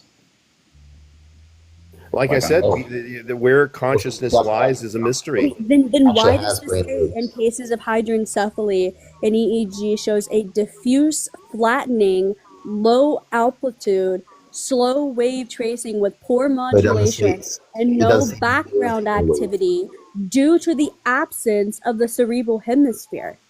But it doesn't say no brain waves. Yeah, it doesn't even state that. Like what? Oh, okay, got it. Hello. You guys know what a flattened tracing means? It doesn't mean it means no. There's nothing present there. Not measurable. Very low altitude means there's nothing there. Literally read right below that. Other brainstem related tests such as brainstem auditory evoked response can show preserved function. Hello? I would just say I had 6 minutes of clinical death and had no brain waves. So it does have brainwaves, so it's not comparable to a fetus. No, when you're having a heart attack or something like that, there's high activity, but not after a few minutes. This child, you'll have flashes of it during a cardiac arrest, but once your heart stops, 6 minutes. With the cross. Thank you for being genuine. Got it. Holy brain rot.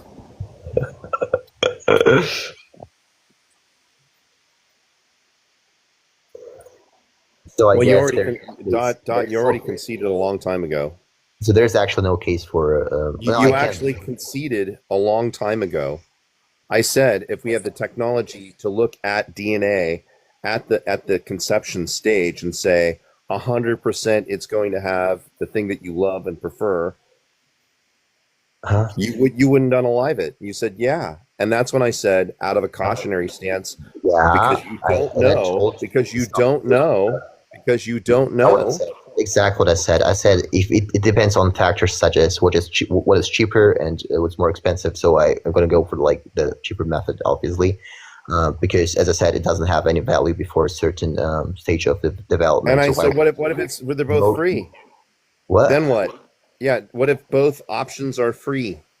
Disposing of the child and putting it in the bio bag, free to you. Yeah, then I would go for the less violent one. Yeah, obviously. So what? Oh, wow! Because this is actually how we beat Meatball, who is a pro-choicer. She would tell you that the least harm would be the right choice, right?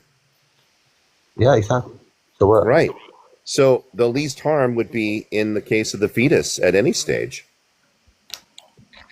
So what's your point exactly? Thank you. Mic drop. He might figure it out that he lost at some point.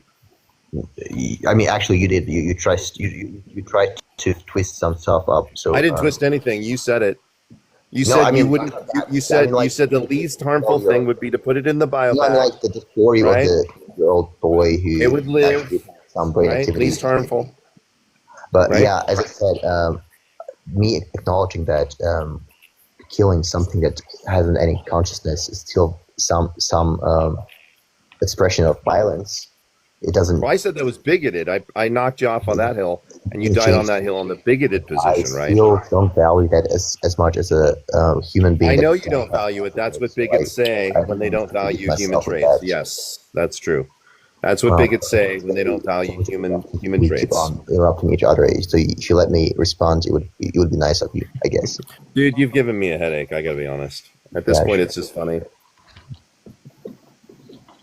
Yeah, you are devaluing an entire group of human beings based off of a human trait. That is the bigoted position. Just to clarify, that's literally what every abortion, or at least that's what pro-life positions also hold. So that's not really getting anywhere there. I'm anti-abortion, so I don't know what you're talking about. Yeah, I'm just saying, like, there's going to also be a trait that's going to determine whether or not something's going to have value on the pro-life side. So it's like... Well, yes, no kidding. But we don't unalive it because of that. We don't discriminate. We say it deserves rights. Yeah, I mean... You're right. I am bigoted towards that position. You're 100% right. So but we don't unalive it. You tried to point out that my position is contradicting itself, but you couldn't. I pointed out that your position is morally corrupt and bankrupt. And you even said you're not moral, so we already agree on that. You didn't say that. You're just making stuff up. You said subjective morality. That's the same thing as having no morals. No, I'm just being honest. I'm not trying to claim objectivity just because I believe in someone about that. So again, me acknowledging that killing something that doesn't have any consciousness or doesn't feel that is still some act of violence. And I just for my own, for the sake of my own mentality, wouldn't go for that if I had a better option.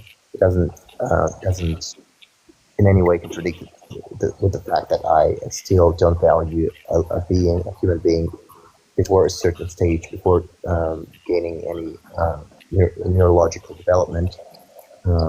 As a fully grown human, it can sense stuff, it can feel stuff. So yeah, I don't see. Hey, Judge, do you give the medical exception? There isn't a need. There is no medical justification. So, do you give the grape exception? I don't want a bunch of men being innocently accused of grape that they didn't perpetrate if it was the only last legal avenue for them. And we know from a lot of statistics, from a lot of research, that women that go through with the abortion are more likely to want to have feelings of unalivement because of it. We have a lot of women that actually come up that have been a product of grape who advocate on our side, and women that have been graped that tell us that they have deep regrets that they followed through with it and wish that they hadn't done that because they have children and families later. And the child that they do have says, I'd love to have a sibling. And then they remember that they did have a sibling. And it's heartbreaking for these women. I feel bad for them. I'm fighting for these women. And then there's also women that, I don't know, let me think. Oh yeah, they suffer from having a grape child that they have to take care of every day. And now that doesn't happen. They could give it up for adoption. No, I'm casually carrying my grape baby. It's the opposite is true. Well, wait, how many people think of it as a grape? That's kind of insane. Like, that's so weird to say. It's not. Yeah, I don't necessarily doubt that women are like, I regret having my grape or aborting my grape baby. Sure, I'm sure that exists. But we don't. The literature. I think there's going to be more women that are going to be like, I wish I aborted my baby. Studies actually say that that this is a healing thing. That some good has come out of a terrible situation. That's actually. You think you can heal from grape? Yeah, they. Well, they you can. If you think you can heal from grape, you're not You don't think that women can heal from traumatizing experiences? Of course they can. Think of the worst grape in the world. Do you think this person's going to heal from I it? guess the entire psychological and therapy. Might as well get rid of all the psychiatrists. Holy shit, bro! This is crazy. They have no. Did you hear that, Spicy? Psychiatrists and psychologists and therapists and anybody in the healthcare, mental health care, they don't do anything. They don't really help anybody. No, they don't. Wow, it's amazing. Wow, an entire you can't. $1 billion. The fact that you're under the impression that you can help someone. I don't know how you're under the impression that you can help someone that was raped. That's kind of crazy to me. Yeah, well, you're meeting people that do. Okay, because I'm in a community of people that do exactly that, and they help. I think you can do things that'll make your lifestyle easier, like after being raped. But I don't think you can actually get rid of like the grape itself or like the thing that it Nobody caused. said that you can get rid of the grape itself. You said you weren't able to heal from the grape. Someone is able to heal like you from can't the grape fully without heal from a grape. That's like 1 in a million. Nobody said fully heal. Wait, how do you know that's 1 in a million though? Claiming that. Well, I'm just general. I'm just like being sarcastic. I'm just saying like it's just rare. Like that's not gonna be common to like How do you fully know heal it's from like rare? a super. Sorry. How do you know it's rare? What's your empirics for this? I mean, how do you hold yourself to the point that, how do you hold yourself to the view that it's common for women to heal from being... Bro, you're generalizing something that you know absolutely nothing about. How do you know that? You're just asserting that I know nothing about it. I actually know tons about You're not grape. providing empirical data. You're saying, oh, I'm just generalizing. I'm just being sarcastic. You need empirics for it? Being Sure. sarcastic I about, can give like, empirics for it, but I can't actually show you it because I don't have camera access, but I can tell you a source. Sure. Any source would be fine. Yeah. I guess we're gonna move on from Dot to Cross. You know, we've spoken to this guy 18,000 times. Yeah, I gotta leave now anyway. So thank you for having a discussion. But let me summarize what happened. So you guys brought up a case that wasn't aligning with what I was challenging for. So yeah, it was a dirty act, I guess. Yeah. Well, Dot, since you're making some closing statements, I just like to say you died on the hill of being bigoted because you're devaluing the child based off of status. You call it fetus. Wait, we're just gonna move on. All in all, you don't really care about brainwaves. All right, see you another No, time. you don't care about the brainwaves, man. We got it. You know, airplanes just take off. We don't need your departure. Oh man, I wanted to give a rebuttal. Come on, closing statement. He doesn't. You're saying, well, I value this because I'm a part of the human species. Like, dude, this is just a cop out. You don't care. I mean, dude, I had him in the corner. I did with the bio bag. I got him. I liked his argument. It was kind of interesting. Yeah, at the end of the day, he did it over money. Money was what he died on. He didn't care about the brainwaves. He just special pleaded the. I found a source. So it's called "The Psychological Consequences of SA Trauma." There are consequences. Now get into the specifics. The ones that kept the babies and the ones that didn't, and that's what we care about. Live action actually does quite a good job at showing women who have been great to have kept their children and telling their story. So check out Live Action. They're a pro-life group, and you can find, I'd say, hundreds of stories where women have suffered that trauma and kept the babies. Yeah, I'm not necessarily. I agree that there's probably thousands and tens of thousands of women that have kept their grape children and have lived amazing lives. But I mean, I think most people would agree that some SA is going to be worse than others. You would agree? Well, no. You know what I would say, philosophy? You think all SA is equivalent? What I would say is that grape is bad, but murdering your child is worse. Holy moly! I would say unaliving your offspring worse. Yeah. How? So if you... Well, we know from the Guttmacher Institute, we know that no. do follow it's just through going to be the case that if you Wow. get rid of something that is a byproduct of the actual subject, obviously this is going to increase like some sort of positive effect. That's just going to be the case in anything we apply that to. No, so you're off base here because our trauma does not define us as people. They're external experiences They don't control your future. Yeah, they do. What? Hello? No. Do I have Is this guy okay? You support That's Floyd, insane. That's a crazy take. What happened to one at a It's time? not a crazy take. What There's happened to two one at a guys time? talking over each other. Hello. Don't make me Guys, start muting people one at a time. do I have a source yet, Cross? On the majority of rape victims not being able to heal. Well, I just named one. I don't know if you have hearing issues or whatever. But... Actually, I do. So. Oh, I'm sorry for that. Yeah. But it was also so could you repeat yourself? You want me to? Yeah, it was. Let's see. The psychological consequences of SA trauma. It just talks about the things that are going to be. What was it? The things that are just going to follow from SA generally, which is going to be like PTSD, depression, anxiety, etc. Yes. Yeah. I'm just basically throwing out there that getting rid of the byproduct of the subject being the rapist, obviously is going to be is going to result in some sort of like positive outcome. That's just going to be applicable in any case. So when did we decide that punishing the innocent should be the byproduct of that? Why not punish the person who did it? Why would you kill the absolute? Yeah, because you punishing the person that did it isn't going to like automatically. I personally believe that you punishing the byproduct of the person that did it is going to be better than if you punish the person that did it.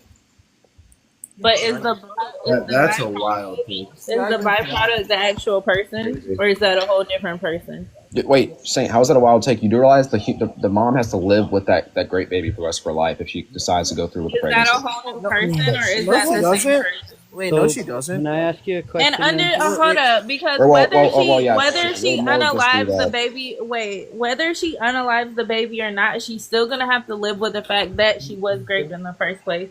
So how are you punishing, as you call a byproduct, which is a baby? You're punishing a baby, which is a totally different. Punishing a baby. Hello. Yeah, trauma's going to be there one way or the other. That's not punishing a baby. To the byproduct. Yeah, it is. We're referring. I think generally we're going to do things for the flourishment of us. Let me know when you're done, and I can finish my sentence. Okay, so the byproduct, aka the baby, is a whole different person than the person that raped them. So whether they get an AB or not, they're still going to have to live with it for the rest of their life. So I don't understand. You're saying not to punish it, but it would be better to punish it. So you're just okay. Yeah. So I just think that if you get rid of something that is going to be like not a direct cause of something, but an indirect cause to something. If you get rid of this thing, it's obviously going to have like some sort of positive outcome in the end goal. So I have a question for you. There's more mental issues. Can I go, please? Sorry. So I have a question for you then. So under your logic here then. So there's a husband and wife that's been married, and they have 2 children consensually. Everything's great. It's all done in love. He goes out one night, gets inebriated with whatever, comes home and rapes his wife. Should she then be allowed to unalive all 3 of her children? Like the one that, bro, obviously if you unalive your child, right? She conceives, right? But she has 2 children from the same man, right? That we don't care. It doesn't really matter what their ages are, but they're from the same man. The man raped her. That the idea being that she's going to have to see, even if you said okay, no, she can only do the one that came from the grape. She still has to see those children that she had with him before, and that would cause her to remember the him and that he raped her. Yeah, is it okay for her to unalive all of them? Well, obviously, it's going to be worse if you unalive your children outside of utero than if you do it in pregnancy. What's the argument for that? What's the argument for that? Yeah, you unaliving your child outside of utero is going to have more negative effects to the mother and the child that you're doing it to. What's the argument for that? Wait. What's the argument for that? You're just asserting that to be the case.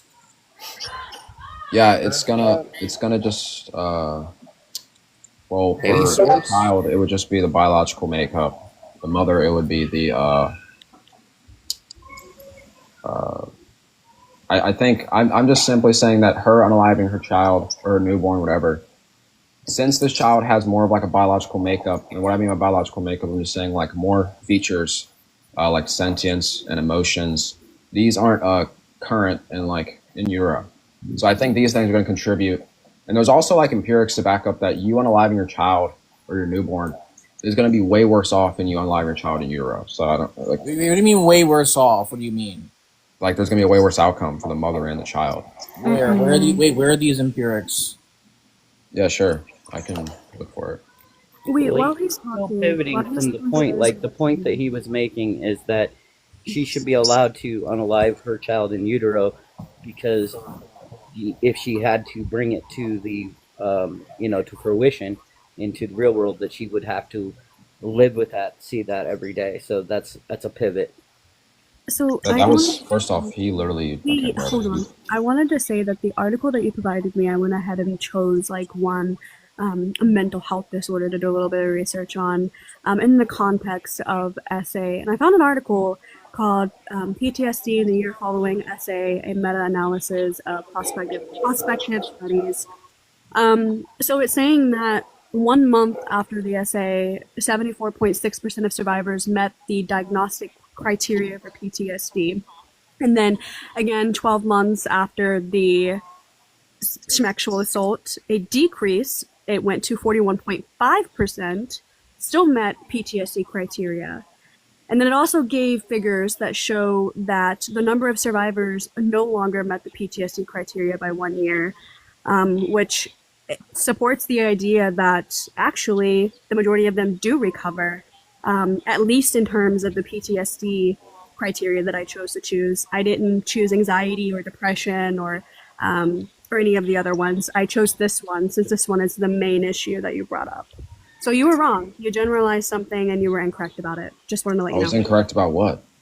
You were incorrect about the majority of rape victims not being able to heal. Wait, just to clarify, you do realize that, once again, essay in general is going to fluctuate on how bad, like, the essay is. You would agree. There's never going to be an essay, or there might be, but there's never going to be... I'm talking to you that according to the study that I found, okay, it's saying otherwise. According to these 1,000-something, possibly more women that they did this analysis on, it's different than what you're saying. So you generalize something without actually doing the proper research on it, and that's fine. Yeah. Absolutely. Wait, what are you referring to, though? I don't understand what you're, like, replying to. Wait. Someone has an echo. We're referring to the idea. This is Aura person. We're referring to the idea that grape, like women who experience grape can't heal. And you provided me with an article, at least I think it was the right article. It was mostly talking about PTSD and the aftermath of grape, just like mine does. And it's saying the one that I brought up, that 74% of survivors met the criteria for PTSD 1 month after the essay, and then it decreases after 12 months of the experience to 41%, and then after a full year, the majority of the survivors no longer met that PTSD criteria. So that's just accounting for one. That's just an account for. It supports the idea that the majority of them do recover, at least in the terms of the PTSD diagnosis. Right. Yeah. I explicitly said that.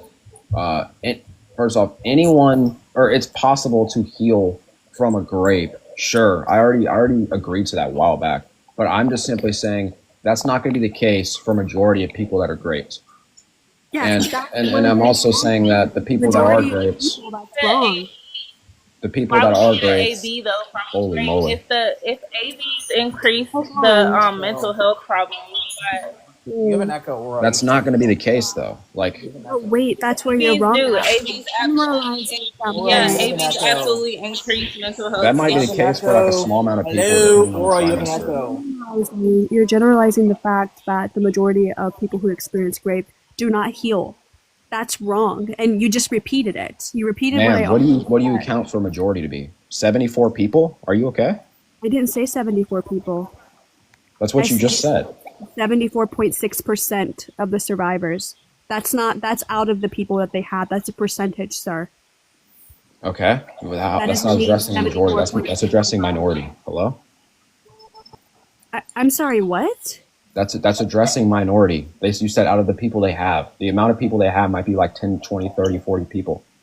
It's over 1,000 women. Hello? I already stated. That's minority. Hello? Do you think 1,000 is a lot of people being raped? There's people that be raped on a day-to-day basis. You think that's a lot? Know, but there's many other studies to support this too.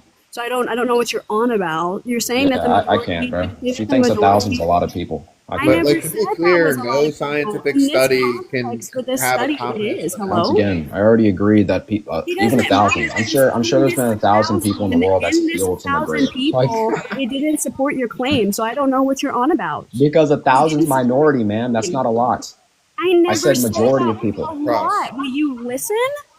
Cross, yeah, you just. I started to know what this is in a scientific study. Do you know what a test group is to represent a larger group of the population? Because you can't possibly test the entire population in a scientific study outside of like maybe a survey, which is not as accurate. So yes, this number that she's referencing is reflective of a larger group, and we use this as a basis in all science. Do you understand? Can I just address something? So you're saying 1,000 is going to be majority? One at a time.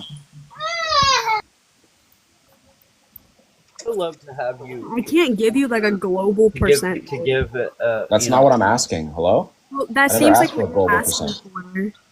No, I'm saying that 1,000 is not going to address the majority of rape, and that's not going to even. It does when it said that that 75% of them had PTSD 1 month after sexual assault, and then 54% still met that. 3-4, it keeps decreasing, and then 41 to 42 still met that at 12 months, and then after a year they didn't. The majority of them didn't. But the why claim is he you made ignoring the fact that most people don't heal from the mental health issues they have from ABs as well? Why are you ignoring that fact? Is what I don't get. You're up here saying, well, most people don't heal from grape, so they should just unalive their child, but not addressing the 81% increase in mental health issues that people have after having an AB. Yeah, once again, I think that there's going to be more harm done anyway if the mother were, or for at least majority, there's going to be more harm done if they don't. Wrong, because wait, there's going to be there's going to be more harm done. There's going to be more harm. Wait, one sec.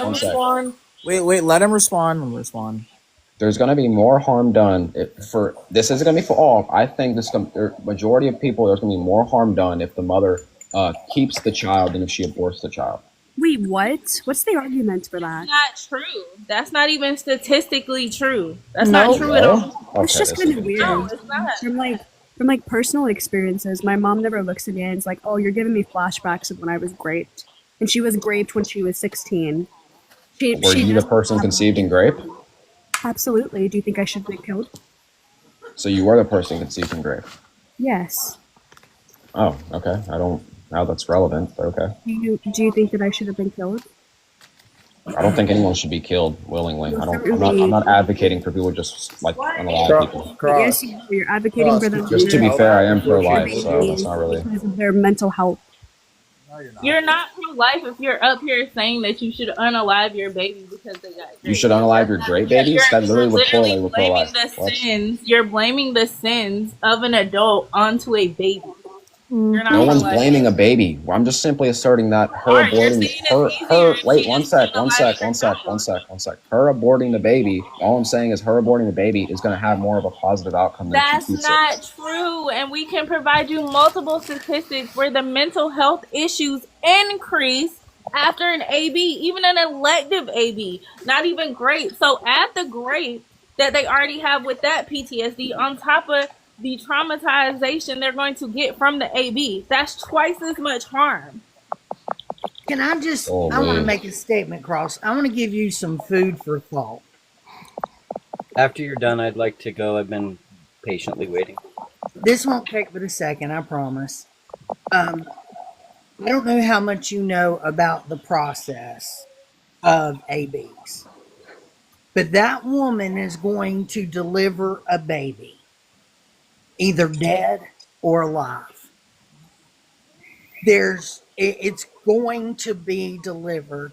She is never going to get away from what happened to her, and that she has a child by that, whether that child is alive or whether that child is dead. That never goes away. And I just want you to think about that. She's going to deliver that baby, dead or alive. Okay. I mean, I like, think sure. Like, I'm gonna let one person spoke. I'm gonna let Miss M Harvey say something because you've been asking questions. What's your question? Can we go back to him? Like, he never did answer the question I gave him.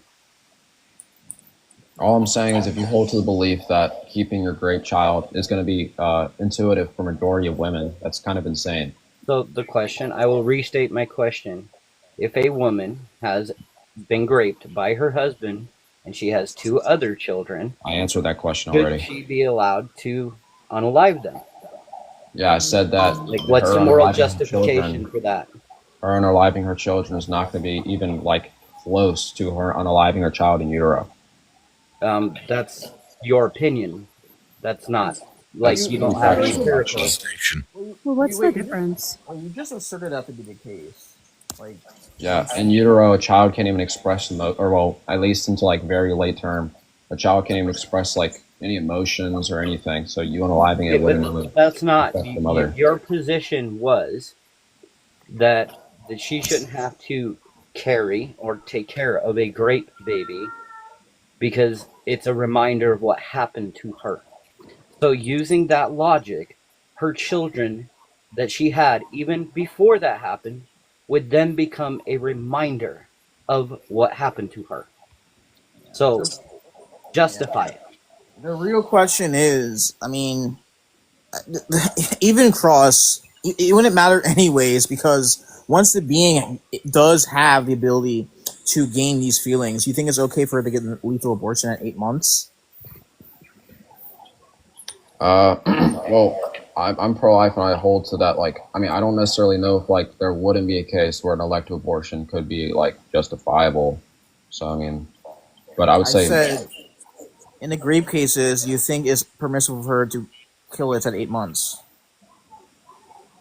I mean, there could definitely be a case if like we know, well, like if we know for like a really high probability that the mother is going to have like such bad long-term effects to where she can't even live her normal life. Yeah, I think that would be okay. Okay, what if it's not that case? I don't know if I would necessarily say we should like keep like that should be legal. I don't know if that should be legal. Wait, you're saying because the difference is it's different from the outside the womb because it can't feel. Certainly at 8 months it can feel. I would say, right? So what will be the difference? What will be the difference after it's born in 8 months? It's cryptic. She didn't know she got pregnant from the grape, and then 8 months later she finds out. Oh, she's actually a 1 month away from delivery. Yeah, that would be pretty traumatic. There could be like once again, like if you were to like say that we know we have a high certainty to believe that XYZ is going to happen, then yeah, sure. So what is XYZ though? XYZ is just going to be like long-term negative effects or permanent effects from the child or from the grape. Since you won't answer the question, I'm just going to put it to this. Okay, you have 2 choices before you. You can either concede and unalive on infanticide, or you have to change your position that unaliving a child in utero for the reason that you gave, which is it will remind her of what happened. I don't even think I said that, but that's whatever. So, yeah, are you going to unalive on infanticide, or are you going to change your position? I answered you like repeated amount of times. I already said that. Okay, so you're going to unalive on infanticide. Okay, thank you. Hello? I literally said prior that, or previously that her unaliving her child outside of the womb is not going to be equivalent to her unaliving in utero. So that's not even analogous. Wait, I asked you how. I asked. Wait. I asked you Yeah, she's how. not even going to have an obligation to the child, so it's like. Wait, what? What did you say? Yeah, you don't have an obligation to a grape child. There's no obligation. You didn't put the being in state of the It's a baby. Yeah. Wait. One second. Wait, hold on, guys. Again, what's the difference after it's born? What's the difference? How are they not the same? The biological makeup. Wait, what do you mean? They would have the same. What are you talking about? Wait, you think a child in the second trimester is going to have the same biological makeup as... What do you mean by biological? It's the same exact organism. The internal features? Wait. What do you mean biological makeup? The internal features?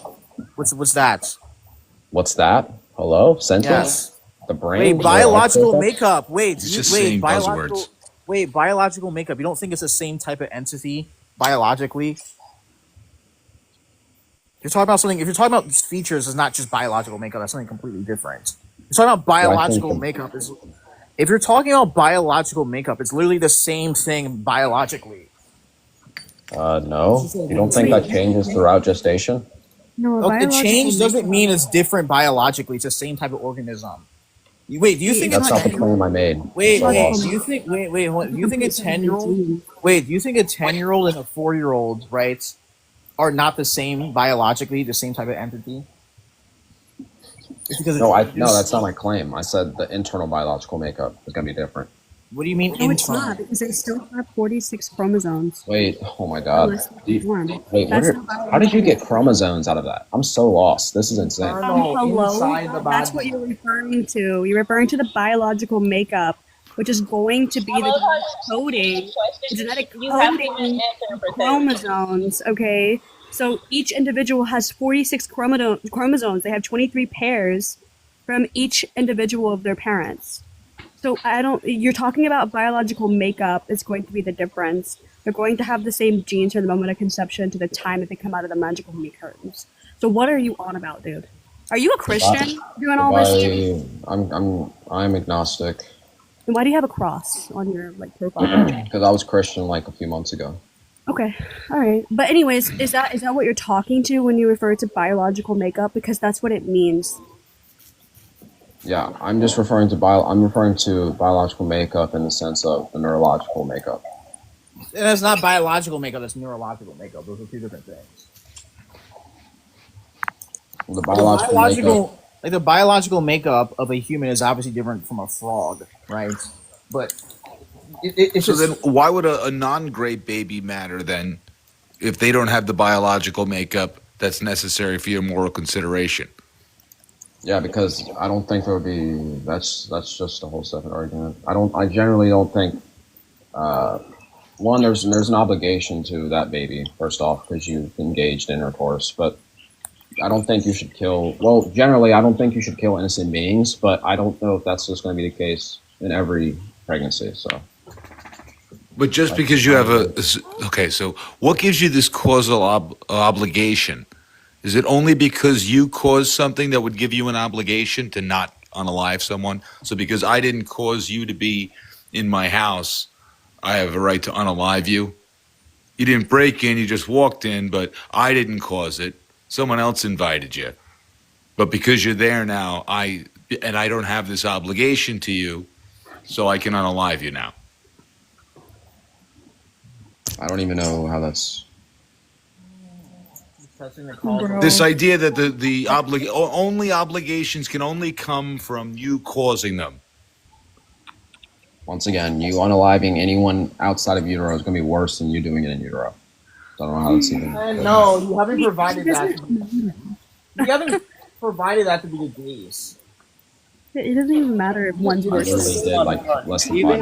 hold on, guys. No, wait. No, he didn't. No, you did not. He said, well, the biological makeup is different. It's literally the same biologically. What are you talking about? Hold on a second, though. Even if we conceded the point that, yeah, it would be worse, it doesn't change the fact that either or is wrong. Yes. Yes, it would. You don't think that the negative and positive outcome of a situation is going to be relevant? Are you saying that it would be that you can do something negative? Wait a minute. Hold on. I'd like to answer his question. No, I do not believe that you can do something like negative just because it might have a positive outcome. Like that's dumb, dude. Okay, so if Really? you lie and that's a negative thing, but it'll have a positive outcome, the positive outcome will you be saving millions of people from being like unalived. That's wrong. There you go. Obviously, you're going to say no, so that'll just be a contradiction. I'll take the concession though. Like that's not even the same. It's exactly the same thing. We're talking about lives here. We're not talking about I'll let some go. I guess that's a stun lock. I don't know what to say there. Can we let Harvey ask Cross the question? Fine. Sure. Can you hear me? Yeah. Cross, I have a genuine question for you. Hello? C-cupped. For some reason my stuff's like freezing or something. Do what? My stuff's freezing. Okay. Okay, so my question for you, and it may have already been asked, but I came in late. So have you ever watched an abortion video? I've watched like the procedure and like what they do and stuff. I don't know if like I can't recall if I can't recall if I've actually watched like literally a real child being alive. I'm not sure. I don't think I have. Okay, so the reason why I ask is because I've actually talked to a lot of people that are like, oh, abortion's not that bad, blah, blah, blah, blah, blah, blah, blah. And then I've actually mentioned watching a video because you will learn a lot from it. And if you have a stance on being pro-choice after that, then I can't even try to argue with you. Ma'am, I think majority of abortions are wrong. But when it comes to rape and life of the mother, it's obviously not going to be wrong. That's just insane. You're saying it's obvious, but you're not really giving a good reason as to why that would be the case. Obviously, it's sad that you're unaliving a baby. Sure, I think it's extremely sad. But I think when we talk about the woman here, obviously it's going to be worse if we make the woman be forced, especially like a child. Like if we make a 10-year-old be forced to carry a great baby, that's insane. That's actually sick. Wait a minute. But again, I asked you at 8 months, would it be permissible for her to kill at 8 months? I think there could be a case. What? Okay. If she was cryptically pregnant or something. All over the place. If she was cryptically pregnant and didn't know, yeah, there could definitely be a case. But I think probably most of them would be wrong because it's already too late in gestation and it's kind of messed up. Wait a minute. You would be forcing her as well at a certain point. I don't get why you're complaining. Well, I mean, because at that point, I think it would be worse off for the mother than if she just were to keep it than if her to abort it. It would be different if it was like a week or like first trimester. Again, wait, hold on. What's the argument for that? You're just asserting that's worse. Like, what's the argument for that? Exactly. Yeah. Wait, what? So you're okay with parents forcing 10-year-olds to have abortions? What is the argument that killing it later is worse than earlier? Yeah, because there's going to be an obvious neurological makeup between the two. I mean, yeah, I think that's pretty obvious. I don't know how that's like something. Makeup at 8 months. Like, yeah, like if you unalive a child in like late trimester or third trimester, this child's probably obviously it's already sentient. It probably already has emotions. It has these feelings, these memories, etc. It's already built bonds with the mother, and like there's actually a connection that she would be like depriving the child of. When you unalive a child in the connection in the third trimester. So yeah, that's what I just said. So if there's already that emotional connection there, how is that worse than unaliving it outside versus inside the womb? If both have emotional connections, because I knew that's unalive a child on the first day of conception. Obviously, that's not even going to be even morally equivalent to unaliving a child that's born. That wouldn't even make sense. We're talking about your argument that we're talking about what you just said. You just said that in the third trimester, they can feel, they have emotions and all of this, and they already have that neurological makeup. So they would have that in and outside of the womb. But yet you're up here saying that it's okay to have an AB at 8 months if the baby was conceived from grape.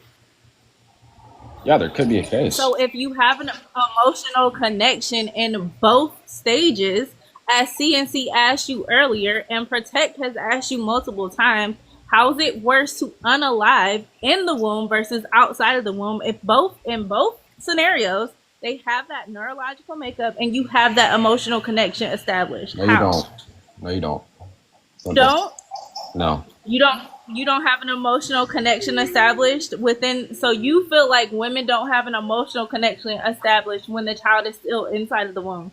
I didn't say that. There could be, but I don't think this emotional connection. You just said wait. I don't think. No, they don't. Okay, calm down. I don't think the emotional connection is going to be equivalent. That's what I'm saying. So, or I have you don't equivalent to what?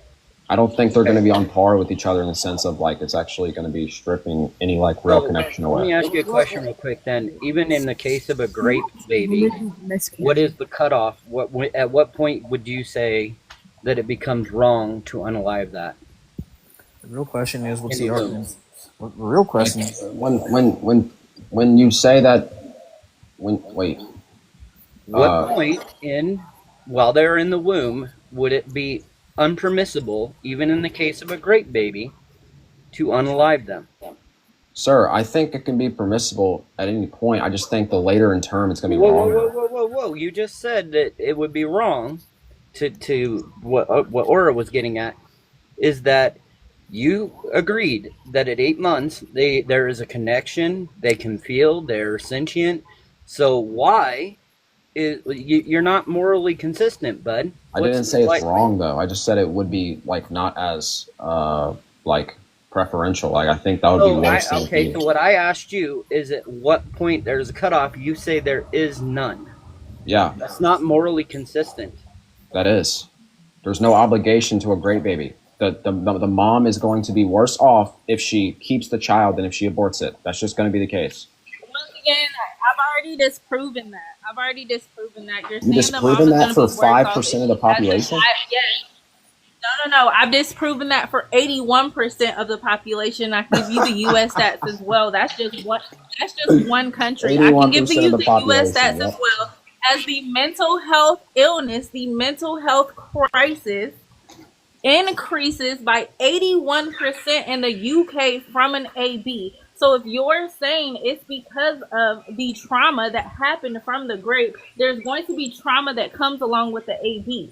So I've already disproven your point that an AB does not it doesn't lower the stats of you having mental health issues. It doesn't lower the trauma of the crime that occurred. It enhances it.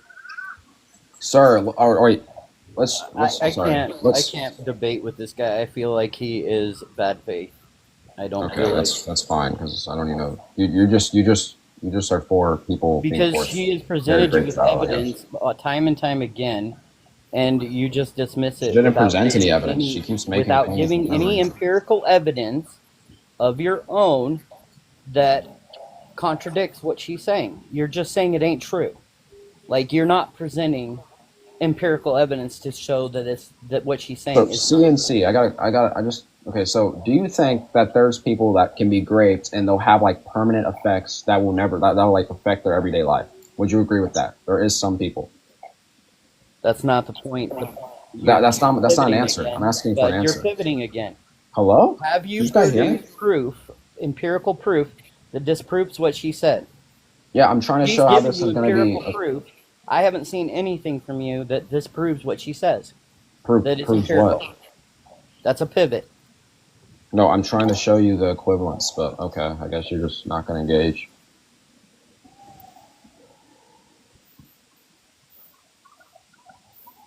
Also, Public Med did a study that shows the emotional connection between 17,077 women. The emotional connection was established within the first 16 to 24 weeks. So, yeah, that's pretty far down the line. What? I mean, that's before 8 months. Yeah, definitely before 8 months, and it's before the 3rd trimester as well. So That's not even addressing anything. Like I that's not. already stated Are that. you okay? I already stated that there's you could abort a child all through 9 months for a grape. It would just be more impermissible more down the line because we Okay. can. Oh, I'm sorry, Protect. Go ahead. I literally said this 15,000 times. What makes this being different at 8 months and after it's born? It's not about what makes the being. It's not about that. There is things, but I think it's more of that the mother is going to be more affected the later down the line for her aborting the child. That's just how it works. Like when you make the claim that. No, you're just asserting. Wait, no, you're Right, just that's not asserting the that. case. Yes. So Like, what if she provide want? Wait. What if she want? empirical Wait. evidence. Wait. Hold on. This actually addresses CC's question he said before. What if she wants to kill it after it is born for the same exact reasons? Well, How I would she would be say more she psychologically doesn't. harmed? I would say she doesn't have an obligation to it, but I don't know if I'd say she's gonna lie it. She can Yeah. like abandon her child, like with Right. no Yeah, resources. just leave it on the street. Let's just say she's driving in the desert and just chooses to leave it in the middle of the desert. I'm not obligated to this child because I was raped. There you go. This is permissible. This is a permissible action. Yeah, I wouldn't necessarily say that's permissible because that's just gonna make Sins the of your mother. grandfather. Wait, hold on. Let him. Wait. How? Why That's is it gonna not? affect the mother way worse than if she does it in utero. What's So, the I argument? just told you What is that. the argument for that? You're just asserting that. What are you talking about? Right. You haven't disproven any statistic that I have given you. I just told you that the mental health illness increases. It doesn't decrease from an AB, it increases. yeah, it increases farther down the line. You abort the child. It increases in general. It's not farther down the line. Farther down the line, it becomes more dangerous to get an AB, but that does not decrease or increase the impact that the AB has on the person. It does. Yeah, it does. No, it doesn't. You just concede that you unalived on infanticide. I never said it's permissible to unalive your children. What are you talking about? Yeah. Okay. Wait a minute. Wait. Hold on. For me to unalive on infanticide, I don't have to say it's okay to Let's do just that. say in this hypothetical scenario, it does not increase it. Is it permissible in this case after it's born? It doesn't increase what? It does not increase the harm to the woman negatively, mentally. Well, I think generally it would be. I think it would also be more damaging to the child than if they were to just do it in utero. It's not just about the mother. I mean, you literally keep changing it. So number one, I literally asked you inside the womb what changes between it being at 8 months and 9 months, right? Now, when I ask you in a scenario after it's born, it's going to do the same psychological damage when it's in utero. Now you just keep flip flopping. So which one is it? That's literally the case for both. You think that it's different? They're both humans. What? They both have the same biological makeup. Yeah, I'm asking you if this woman unalives it. She has literally the same mental states as in the first trimester, right? What will be difference between her unaliving it at 8 months and after it's born? Yeah, I just said that. I just stated what would be the difference. Hold on, let me. Wait, you don't think it's at 8 months after it's born? Like, there's any difference? There's a difference of what? I'm asking you. So the only let me clarify. So the only difference to the child itself is I stipulated in the hypothetical that her killing it after it's born has the same mental effects in the first trimester, right? So the only difference that makes this action permissible would be the being itself. So comparing an 8-month child to a newborn after it's born, what's the difference? The difference is going to be the negative outcome to the mother and the child. It's going to be worse. Wait, what do you mean negative outcome? I stipulated that it's the same for the mother. You stipulate that it's the same for the mother? Yes. Is it the same for the child too? What do you mean? He's going to pivot to now the child. So this is what I'm going to say. So if we remove the negative effects and it's, there's no negative effects for the mother or the child, using your logic that she has no obligation to that child, is it then permissible for her to unalive it? I don't know. Yeah, I already said that. I already answered the question. What? And there is. I can give you a study showing the stuff I was stating. By the way, that Bro, if a oh my woman can, god. No, but I no, can't with wait. this But in guy. this hypothetical, in this specific hypothetical that I posed, that's irrelevant because I'm supposing a hypothetical where no, that's not the case. The woman, she gets the abortion or she unalives it after it's born. There's no difference. I stipulating that in the hypothetical. So now why is it wrong in this case?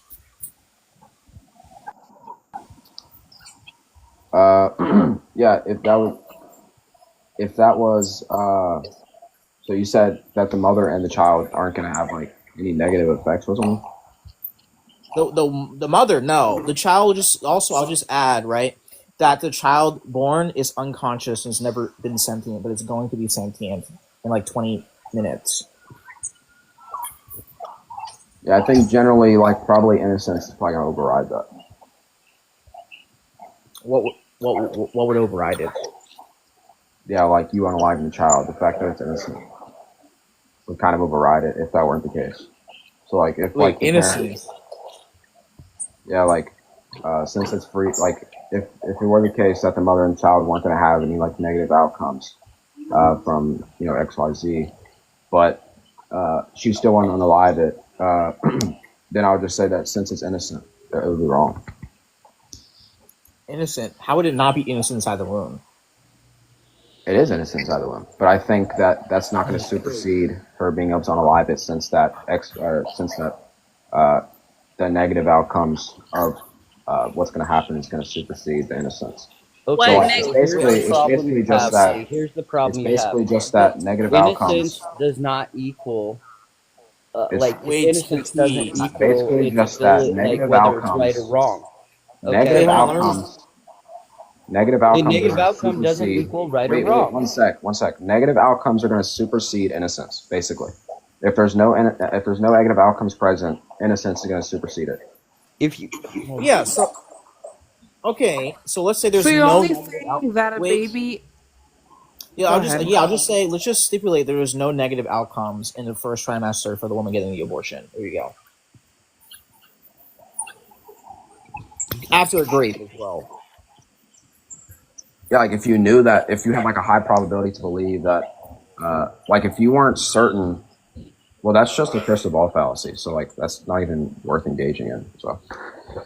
No, I said, right. Let's just say a high probability then.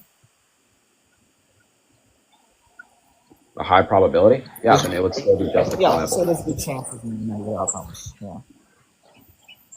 Yeah, I would say that it would be probably context dependent, but I would say that it could be justifiable for her to abort it.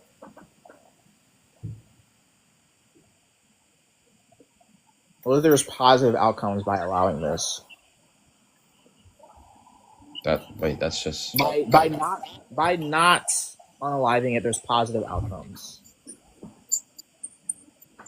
I mean, if it were the case that the negative outcomes weren't going to supersede that, then maybe it would be wrong. But like, so if I can show you that it has more negative. How can you know? I'm not saying that I know. I'm saying if I have like a reasons to believe. Right. Well, I'm saying, what's your argument to say that it's reasonable to believe that the negatives will supersede the positives in allowing this person to be born? Like, because your whole thing is you're saying the negative is what makes it permissible. So how do you know what the positives of this person is going to be or negatives? Like, you can't. So you ever heard of something called secular realism? Yeah, I have. You've heard of that before? Subscribe to it. What's secular realism? Dude, whatever. Like, it's fine. You can say you don't know, and I can explain it to you. I don't subscribe to it. Yeah, I just think that. Oh my goodness, my 1 sec. Yeah, it's just that like universal truths, moral facts, etc., are going to be grounded in like I'm not even going to use like fill words. It's just going to be grounded in like human positive effects, or like stuff like that, etc. I don't even. It's pretty. So that would be. It's described as a practical approach to life. It's based on like a worldwide view or psychological stance of like how you look at life, morality. It's truth, like without involving religion or supernatural or like any type of ideology. Yeah, so I don't rely on like a divine power for my morals. I rely on like human flourishment. It's obviously going to be the case. No one has brought up any type of ideology to defend our points whatsoever. So I don't know why you brought that up. So I really here's offered the a thing: study is for him to even look going at. off of that idea, there's plenty of empirical evidence that allowing people that were great babies to survive has had multiple positive effects that far outweigh the negative effects. So I don't. That's not going to be the case though for every person. Work. That's not going to be the case for every person that's graped. I guarantee you, there's people that are graped that are going to have permanent effects. It was going to be. Yeah.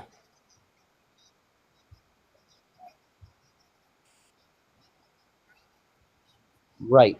I'm saying majority of women are going to experience more negative effects than positive. And what's your argument? Yeah, what's the your argument for that? I just pointed to. Okay, so what is your one study?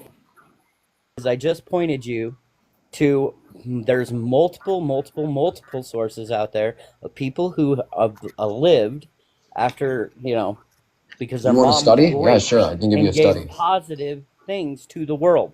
So what is your argument that disproves that? Yeah, let's see. So you want the argument that of the claim I just made, correct? Indeed. Sure. Or you just want empirics, basically put. Let's see. Here's one. So we have NIH, National Library of Medicine. What's it? Let's see. This study basically talks about long-term effects of SA.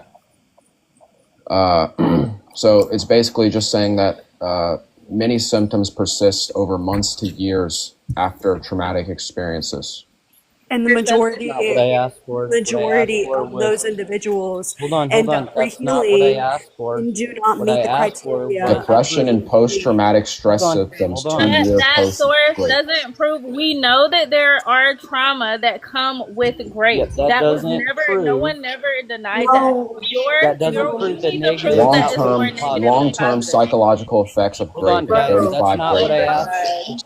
You're gonna pull that up and just ignore the fact There you go. that Perfect. Hello, guys, one at a time. One at a Hold on, time. please.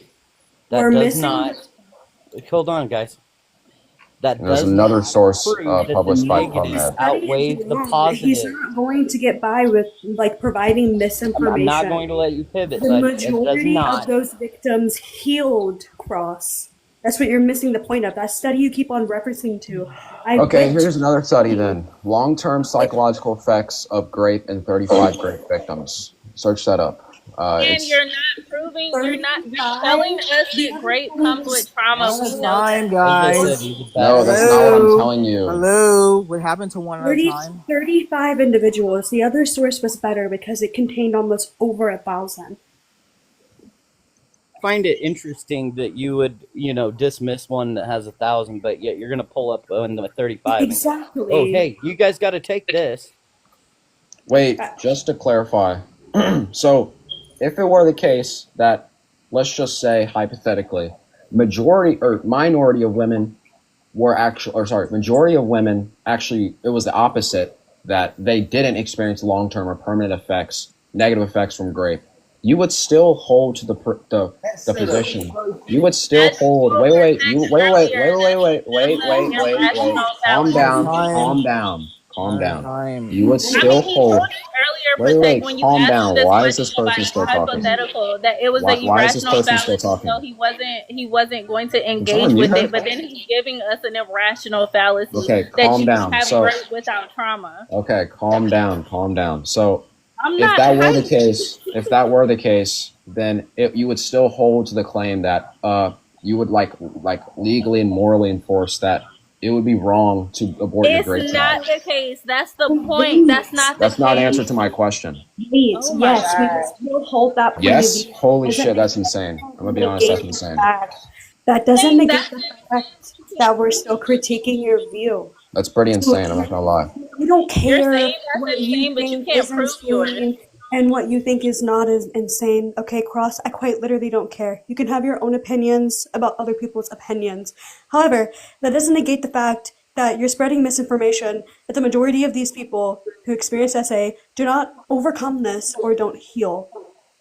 I think it's kind of weird when I have provided studies that disprove you otherwise, and you keep on still reverting back to it and using it as a justification to kill other human beings because you think there's no obligation there. It's quite literally strange, and it's not a basis for an argument if it's misinformation and directly disproven by many empirical data. So I don't understand why we're even continuing in this conversation or what your position is at this point.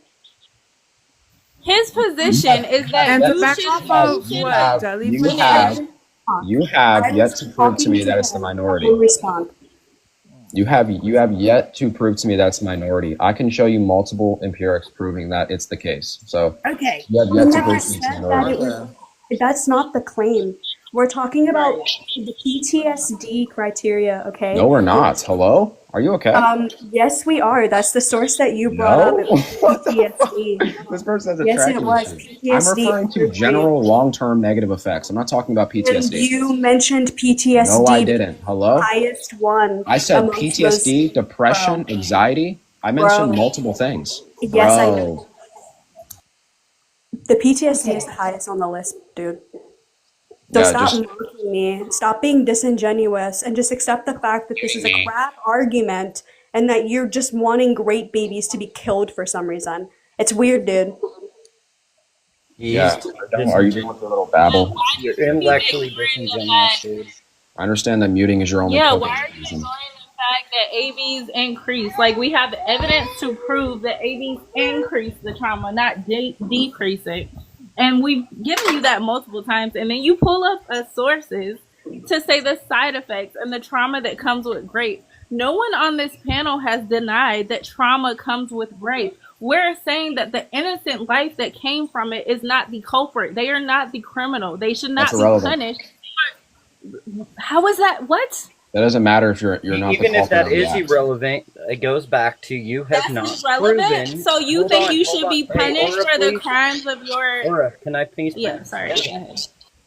So even if that was the case, even if we were to concede that, that does not show how the negative effects outweigh the positive effects. You have not made a case, a credible case, to show that the negative effects are more than the positives.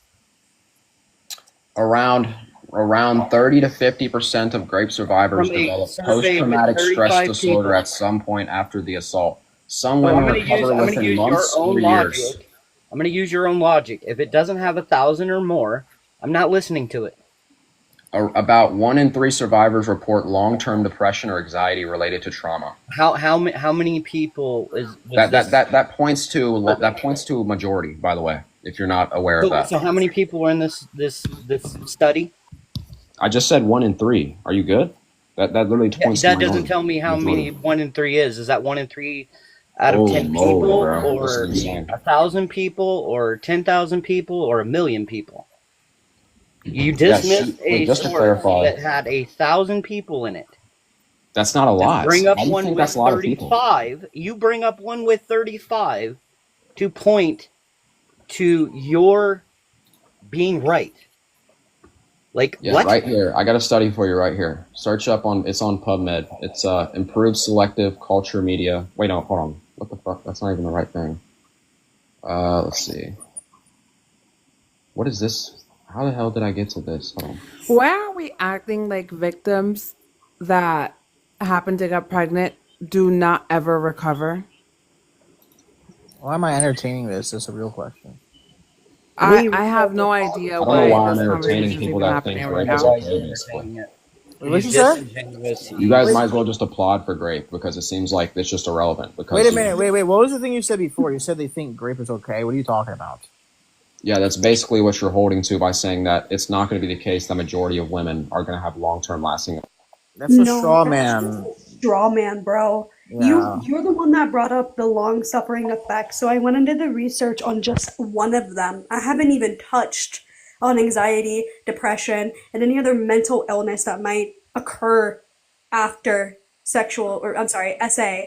So when I researched PTSD, the majority of them, of the 18 studies that I were provided, of 1,000 women and up, seem to recover at least within the first year as far as the PTSD criteria goes. And I haven't even touched the other ones that you suggested. There also the study or the place that I told you about earlier, Live Action. You can literally read women who have gone through this who will tell you that out of such a traumatic and violent experience that the child actually brought them through it. It gave them, they could see something good that came out of something so horrific. And I would tell you, and I don't know if you've been in here with me before, but I'm probably old enough to be most of y'all's mother, if not grandmother. And I come from a generation to where if you talk to a lady, another woman about being great, they're like, yeah, that's just part of life.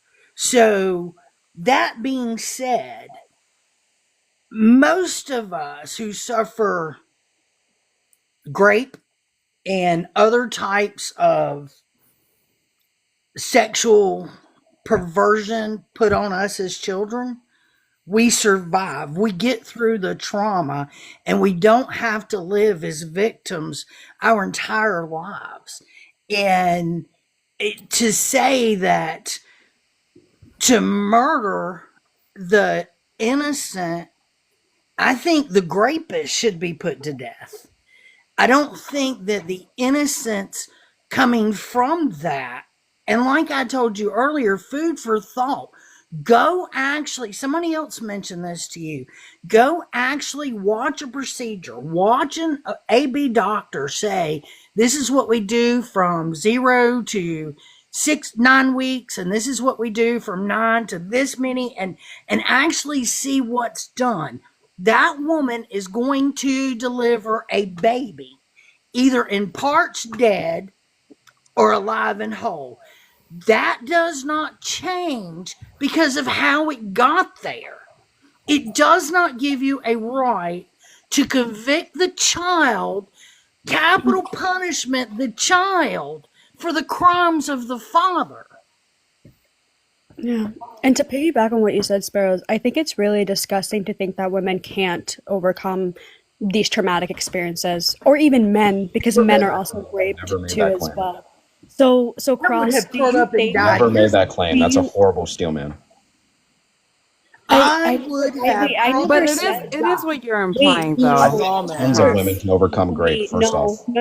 I think you mean No. I never said that you made that claim.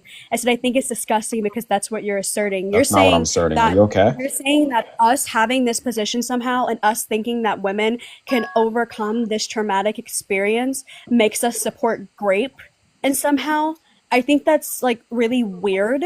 And I'm saying that I find it disgusting that from your point of view, even though you haven't said it aloud, you're trying to insinuate that women can't overcome this traumatic experience, and you're trying to disprove the fact that the majority of them can, given the studies that many of us have provided. That's what I'm saying. I'm not saying that you've explicitly said verbatim that women can't overcome these traumatic experiences, but you're saying that the majority of them don't, and other evidence seems to imply otherwise. Yeah, well, first off, you haven't even like shown me any evidence. To show that what you're saying. I did provide you with evidence. I provided you with two No, you didn't. But aside from that, it's not. I did. On the panel it's not. It's not blaming. Have someone on the panel. It's not blaming. Hold on. Wait, why is this guy interrupting on the me? panel Oh my gosh! Stop! I provided. I provided you a source. No, you didn't. No, you didn't. The source that I provided, you said that the source that I provided you didn't like because 1,000 women wasn't enough for you. That's You how I do know I you gave you a study, just to because you clarify, sat you there and you gave me had flack almost 2 about me you giving children. a do study realize that hundreds of disproved your thousands of claim. women get raped. Do you think 1,000 is going to take a majority? I am us, aware of But your that. 35 is okay. I didn't you say have to 35. I prove said to 30. I us said 30 to that 50% of grape. No, you you have didn't. to You said prove to 35 us that individuals. somehow Holy shit, this is a tracking. child One time, conceived guys. from you have to prove to us that somehow a child conceived of grape, the woman getting an AB, improves the trauma. Prove that to us. And you can't. I promise you can't. But go ahead. Try to prove to us that a woman getting an AB just because there was an innocent child conceived from that horrific thing, that it somehow improves their trauma, somehow heals them faster. Prove it to us. Yeah, so like yeah, I can give you studies first off. Let's see. So I'm actually Or, looking right now. can I piggyback There's on what one study. Wait, what you hold on. said? Wait, let him. There's Wait, what? there's one study that says what was it? Yeah, so it says the meta-analysis of 22 samples found that 74.6% of survivors met criteria for PTSD soon after assault. 74% is going to take up majority, correct?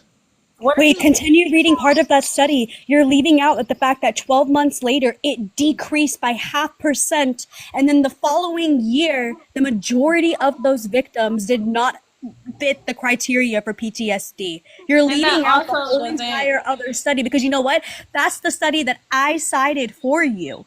It was of the 22 things that you just said, and then the over 1,000 victims. So you're using my study to justify your position, dude. This is I'm not how, using like, any of your studies. I just found this on Google. this is the study that I provided for you.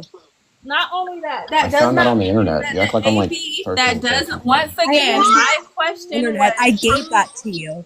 prove that an AB decreases the trauma from grape. That is the claim you are making. Prove that.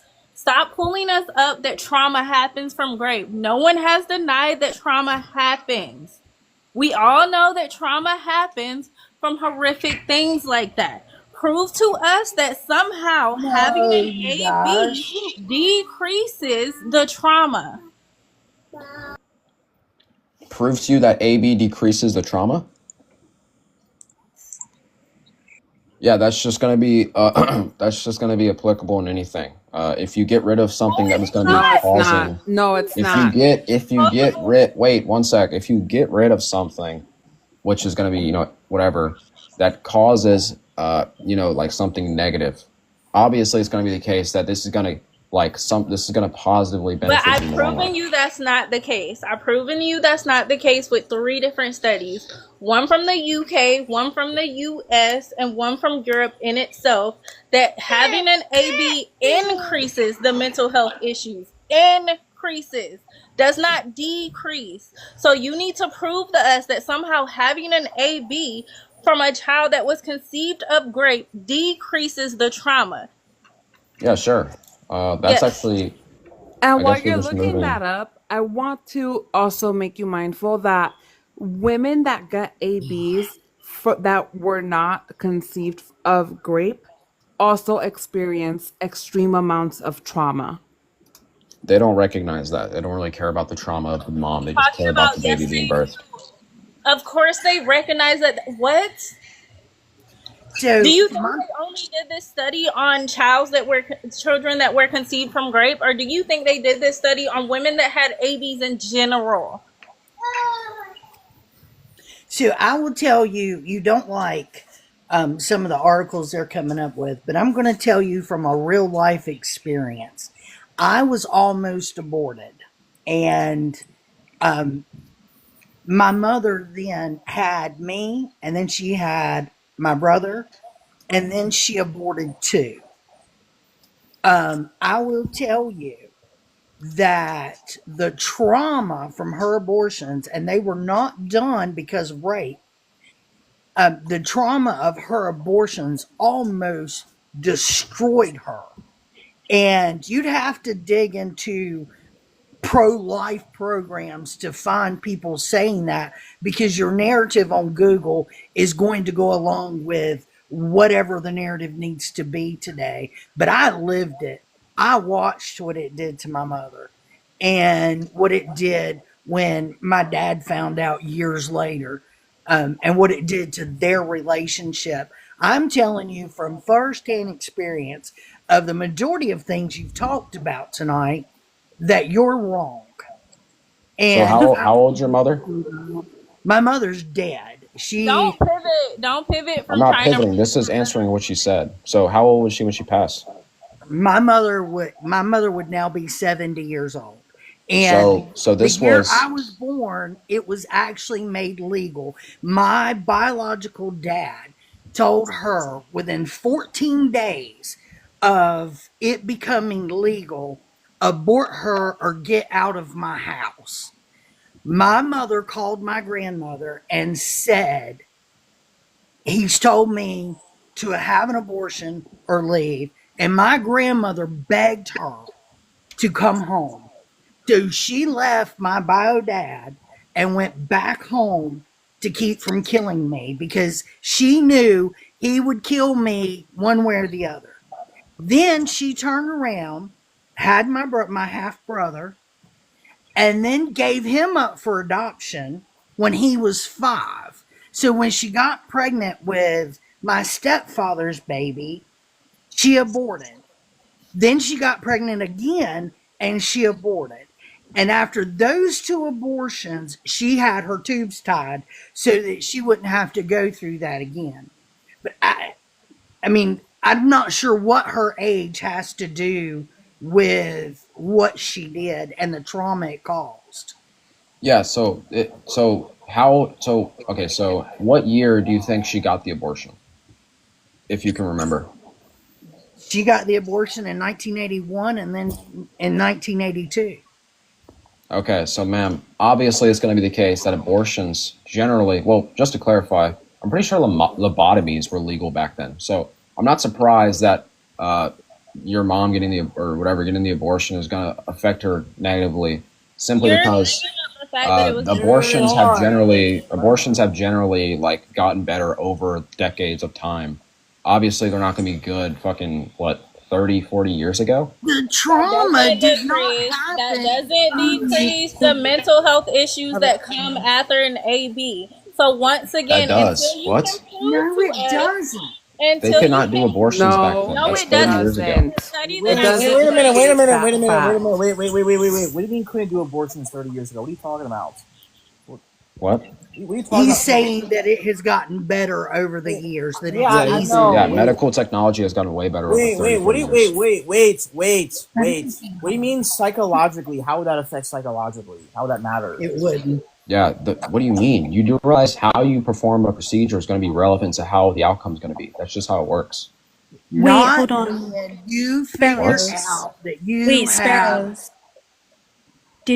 I'm sorry. I hope I'm not like prying too much at this personal experience, but did your mother have a surgical or abortion? Or did she have like a pill abortion? I don't think the pill. She had surgical. They didn't have a pill. They didn't have the pill then. Yeah, okay. It didn't exist. Yeah, See, they didn't even have the actual technology to do a pill. So, wait a minute. They would have performed a DNC the same way that they would have been performed today, and the same implications and the same side effects would have still been applied to today. That's why the majority of women opt out for the abortion pill, because of the more complication that's going to come with the DNC and how invasive it is. But that's also why they have a 22 times more like complication rate for the abortion pill than like just giving birth. There's so many like more health complications with that pill I now. don't think that's true, but if I were to grant you that, I don't really give a fuck. It is true. I think there was a study about it. I'd have to find it again, but I'm just simply saying technology increases over the years. It's obviously going to be beneficial. Hold on. A DNC is still the same. But your mother passing away, that's extremely sad. A DNC is still the same as it was back in 1973. I can't remember what year she said. And the 3 studies I gave you about the mental health increase of issues that happened after AB are all from 2019, 2022, even one from 2023. So you bringing up what year it happened doesn't matter. So once again, prove to us it doesn't, because there's still. Are you aware of the turnover rate study? It doesn't, because there's still an increase of mental health issues after an AB. One at a time. Yeah, you can bring up the Turnaway stuff. I mean, they would just bring up the shooting stuff. Yeah, the Turnaway study talks about a 5-year follow-up of 95 to 99% of people said abortion was the right decision, and relief was the most common emotion. There's another study talking about the same project found no evidence that having an abortion harms mental health. Being denied an abortion is linked to worse psychological and socioeconomic outcomes. I was there. I lived it. It was about what she'd actually done, not about the physical procedure. And I would tell you, you need to go talk to women who are your age and older about how they have dealt with trauma from grape, how they've dealt with trauma from ABs, because I've stood outside of an abortion clinic and I know what they look like going in and what they look like coming out. I know how many people have, to me, how many we've seen who've actually seen the procedure and changed their mind. I am very aware of these things, and to deduce what my personal experience is based on some study that wants to agree with you because it doesn't want people to start actually looking at abortion as murder. And it's a population control. And they don't want to give that up. So you're going to be able to find all kinds of things. But I'm telling you, you need some personal experience in this. Volunteer at an abortion clinic. Go see what it is. Go listen to people who've done abortions for 30 and 40 years who all of a sudden woke up one day when they saw something or experienced something and said, wait a minute, I'm killing children. Go look at those. And I want to. I'm just simply recurrent. I just think that. So, also too, you made a claim that people's psychological condition, like with the trauma that they experienced, was worse back then than it would be today. And so if you're going to make that claim, you need to support it. You need to support it. So yeah, support a claim that I didn't make. Okay. How can you support that claim?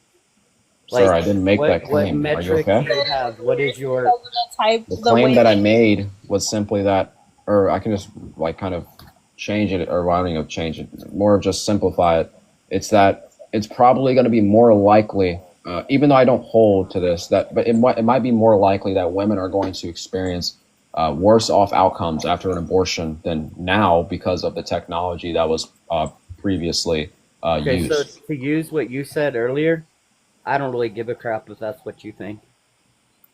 Well, mental, okay, you can argue physical, but like mental, how could you argue mental? Wait, Protect, so what is your response to my innocent and unless you can support it, I don't really give a crap. What'd you say? What'd you say? So, like, you never responded to the innocent and the positive and negative outcomes things. Like, how you were trying to, like, trap me, and I was like, positive and negative outcomes are going to override innocence. Innocence will override positive and negative outcomes if it's not present. I stated, right, if the woman has, like, the same...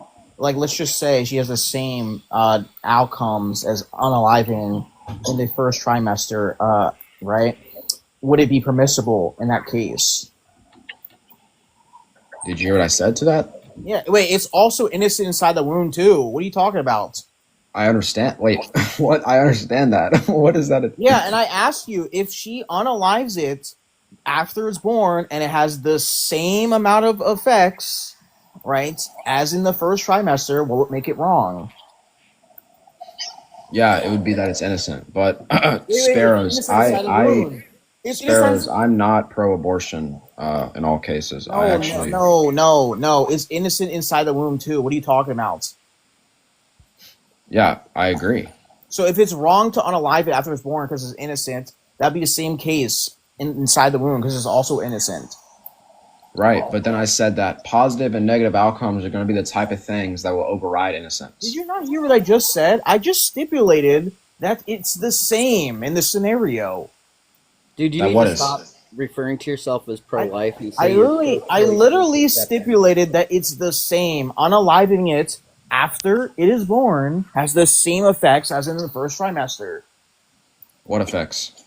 The same mental effects to the woman. Negative mental effects? Yes. Yes. Right. Okay.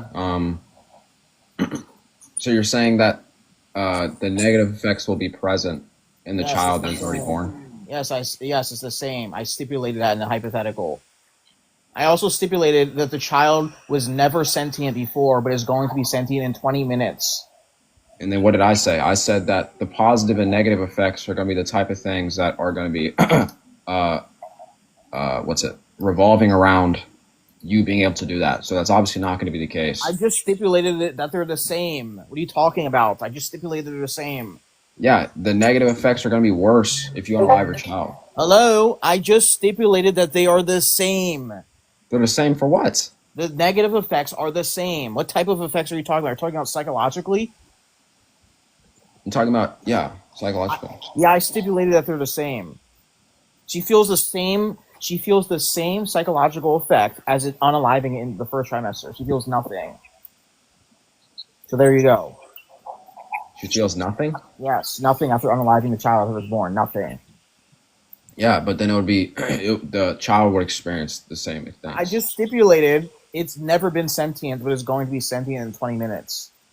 Do you think that would just strip away the negative and positive effects? I'm confused. Of what? The child? Yeah, but just because it's not sentient, that's not going to be relevant. What's the positive and negative effects if it's not sentient then? You said what's the positive and negative effects? Yeah. What's the positive? Wait, what's the negative effects of unaliving it's not sentient after it's born? It would be a deprivational account of harm. How would it not be deprived after inside the womb? Yeah, I don't think that the deprivation that would be done in the womb would be. I don't think that would override the outcome. I just stipulated the outcome is the same, so it's literally the same in both cases. So why is it not wrong to unalive it after it's born?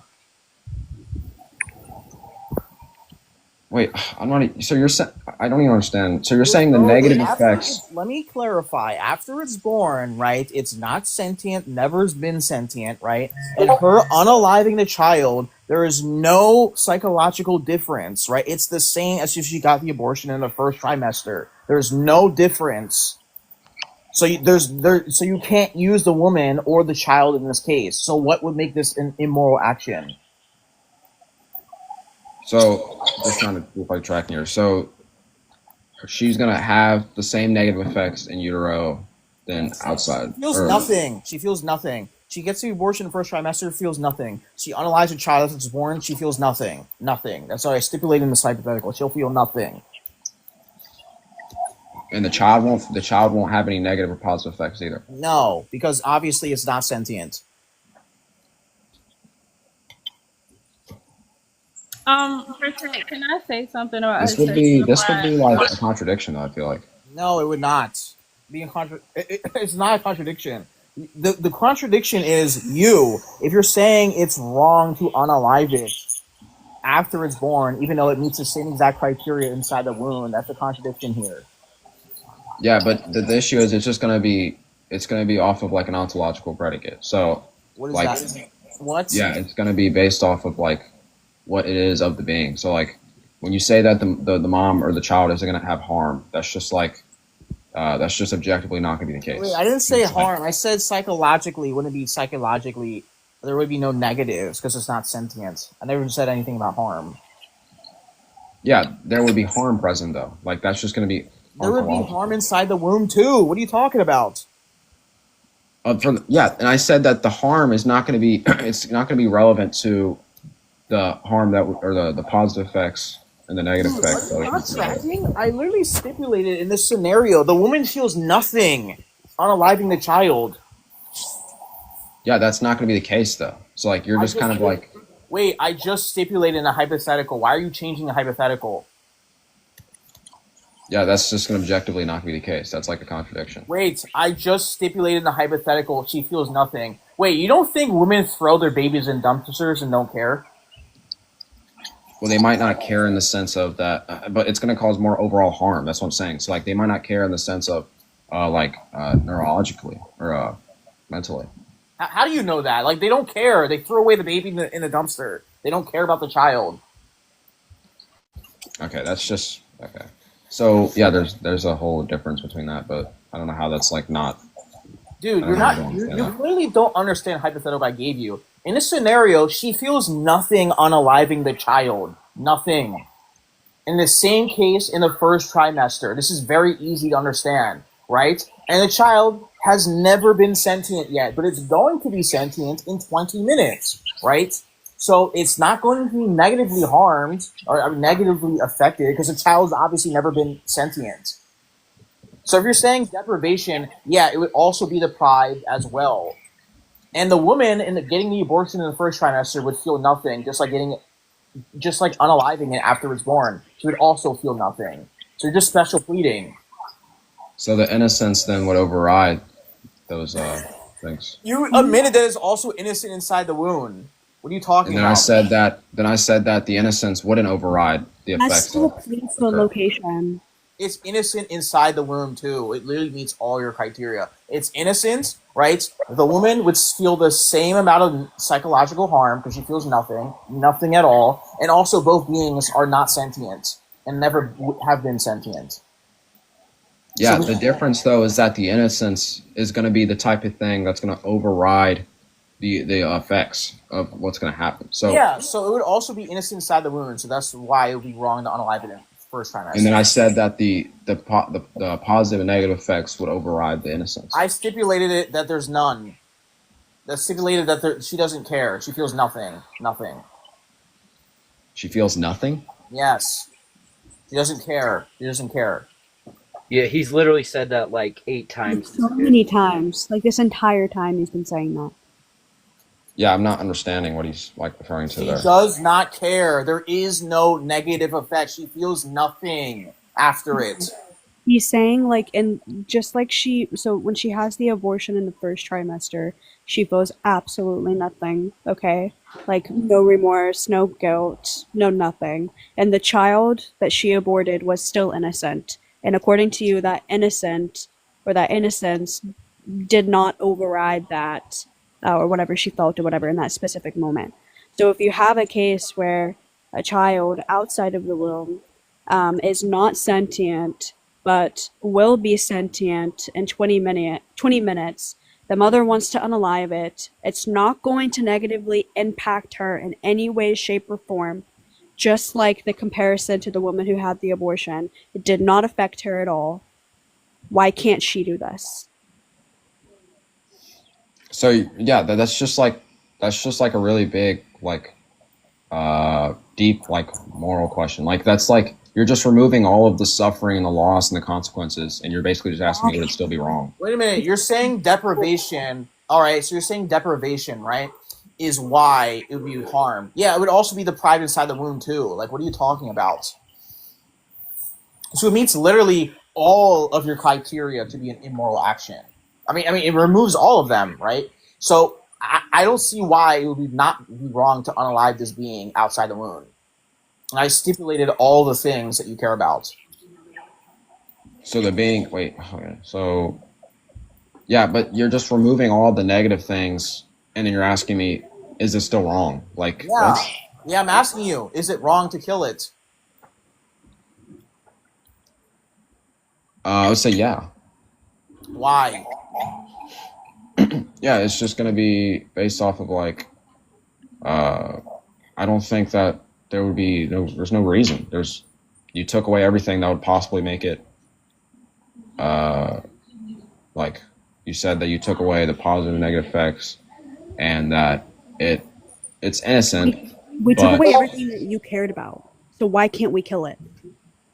Yeah, if it has absolutely no traits and no characteristics or no external factors that you care about, why can't we kill it? What's stopping you from saying? If you're asking me if there could be a case where you could unalive a child. Yes. Can you kill it? That's the scenario I'm asking you. Can you kill it? It's not. Could there be a case? It's not sentient. The woman doesn't care, right? And it's also innocent. All right. Can she kill it? Yeah, I would say no because of innocence. I just say it's the same amount of innocence inside the womb. I just stipulated it's exactly the same thing. The only difference is that it's born. Exactly the same thing. How does location define its value then? So if there's not going to be any harm done, you just did a moral inconsistency. Wait, the only harm being done is deprivation. That would also apply inside the womb. And also, the woman feels nothing. It's also not sentient. It's also innocent inside the womb. So this is a mirror, one-to-one scenario. But you're saying it's wrong to unalive this being after it's born, but not in the first trimester, when I added the same exact conditions. That would just be some like virtue ethics thing. I mean, like, dude, I would just lead to some sort of like Aristotelian thing.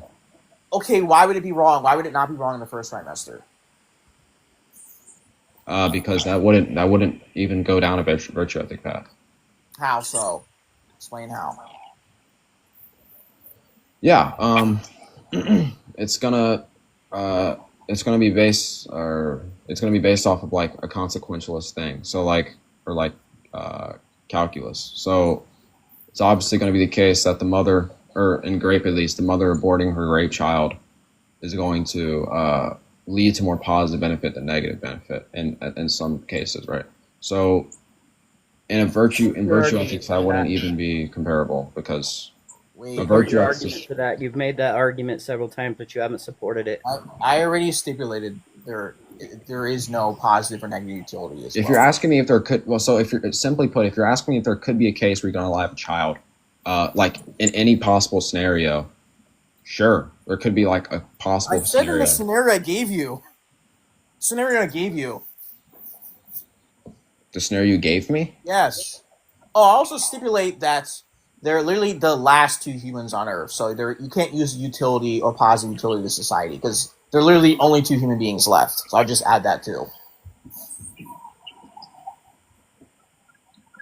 Yeah, I would think it would be wrong just simply because it would be like more of like a cruelty thing, or like a lack of compassion out of there. So this wouldn't have any like positive outcome to it.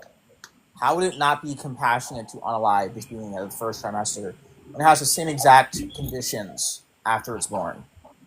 Your argument isn't holding up. I'm literally adding everything one-to-one exactly. You're just special bleeding at this point. You're getting dog walked, man. I'm getting dog walked? How? Well, I don't. Because I just you think, have no argument. Well, I just think his question's not clear. It's not making sense. He's just removing everything bad, and he's asking me what could be wrong. No, he's taking all of the qualifiers that you've presented to him, and he's used them, or I guess stipulated them, into a hypothetical in which a being doesn't meet these requirements, but is born. You're saying that in one instance it's okay, and the other instance it's not, based on these qualifiers. And then when he tests those qualifiers and puts them in a situation, your argument fails, and it becomes inconsistent. So I don't want to say that like you're getting dog walked or anything, but I definitely think you need a different argument, at least. You just keep adding new things to get you out of this problem. Like, you know this is going to lead to infanticide. No, I already said it would be wrong. Like, what? No, you just keep adding. No, wait. We know that you said that it would be wrong, but that would be the inconsistency in your argument, and it would be a plea to location. Because you can't give any other, like... Because that's not analogous to pregnancy. I don't understand how it's analogous. Wait. It is analogous. It is he's made it as analogous as it can possibly get to pregnancy and your qualifiers. He's literally done all of that. It was an excellent hypothetical. He addressed everything perfectly. And you answered it. You unaliving your child in utero is going to not... So he's just saying that it's not going to have positive and negative effects. Yes. And it is going to be the case for the child also. Yes, just like it would in the first trimester of pregnancy, where you would permit the abortion in the case of SA. It's exactly like that, and he's comparing it to that situation. And then obviously your qualifiers. The fact that they have to explain this to you step by step just shows that you already lost the debate, dude. No, this is why I Who don't. is this This is why I person? don't like this. This is why I don't entertain his garbage. You know exactly what I'm saying. You just don't want to die on the. Exactly. He knows what No, you're I don't know saying. what You you're saying at explained it to all. him like he's in No, wait, kindergarten guys. and he's still Sometimes denying it. I'm trying to understand the hypothetical so I can actually answer it properly. I say Actually, 15 some people bazillion just don't times. understand things, and that's fine. He answered the hypothetical. It's just inconsistent with his previous things that he's laid out for us. That's all. You just I think it would go into that would go. Well, you're not even in philosophy. That would go into a like a morality conversation. Like that would go into.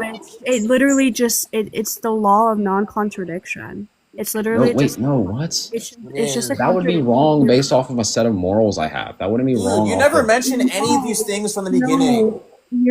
Your argument is inconsistent. It contradicts it. Is that not? It contradicts it. What? I just explained it to you. Yes, your argument is contradictory. It's fallacious. So if I say that something will be wrong based off of a set of morals that I hold, bro, you would just be moving the conversation to metaethics. You are pleading to location, which is going to be a fallacious argument because you can't give us any other symmetry breaker to this hypothetical. You've already answered it, and you said no, it wouldn't be okay to murder or unalive this individual, even though it doesn't have any of the qualifiers that I care about. It's inconsistent. The symmetry breaker, I already explained what the symmetry breaker was. Well, that's fine. You already answered the question, and it was still inconsistent, though. Really quickly, just so you can't say that something's contradicting when there's a symmetry breaker in it. Well, no, you didn't really give a symmetry breaker, though. What's the symmetry breaker? Restate it. Did I? Yeah, I literally stated it previously. Restate it. Yeah, if unalivement of an innocent child, even like a hypothetical or whatever, consequence-free world or whatever, that would still show like cruelty or lack of compassion traits. Wait, no, we can still apply this to abortion. We can still apply this to the first week of pregnancy.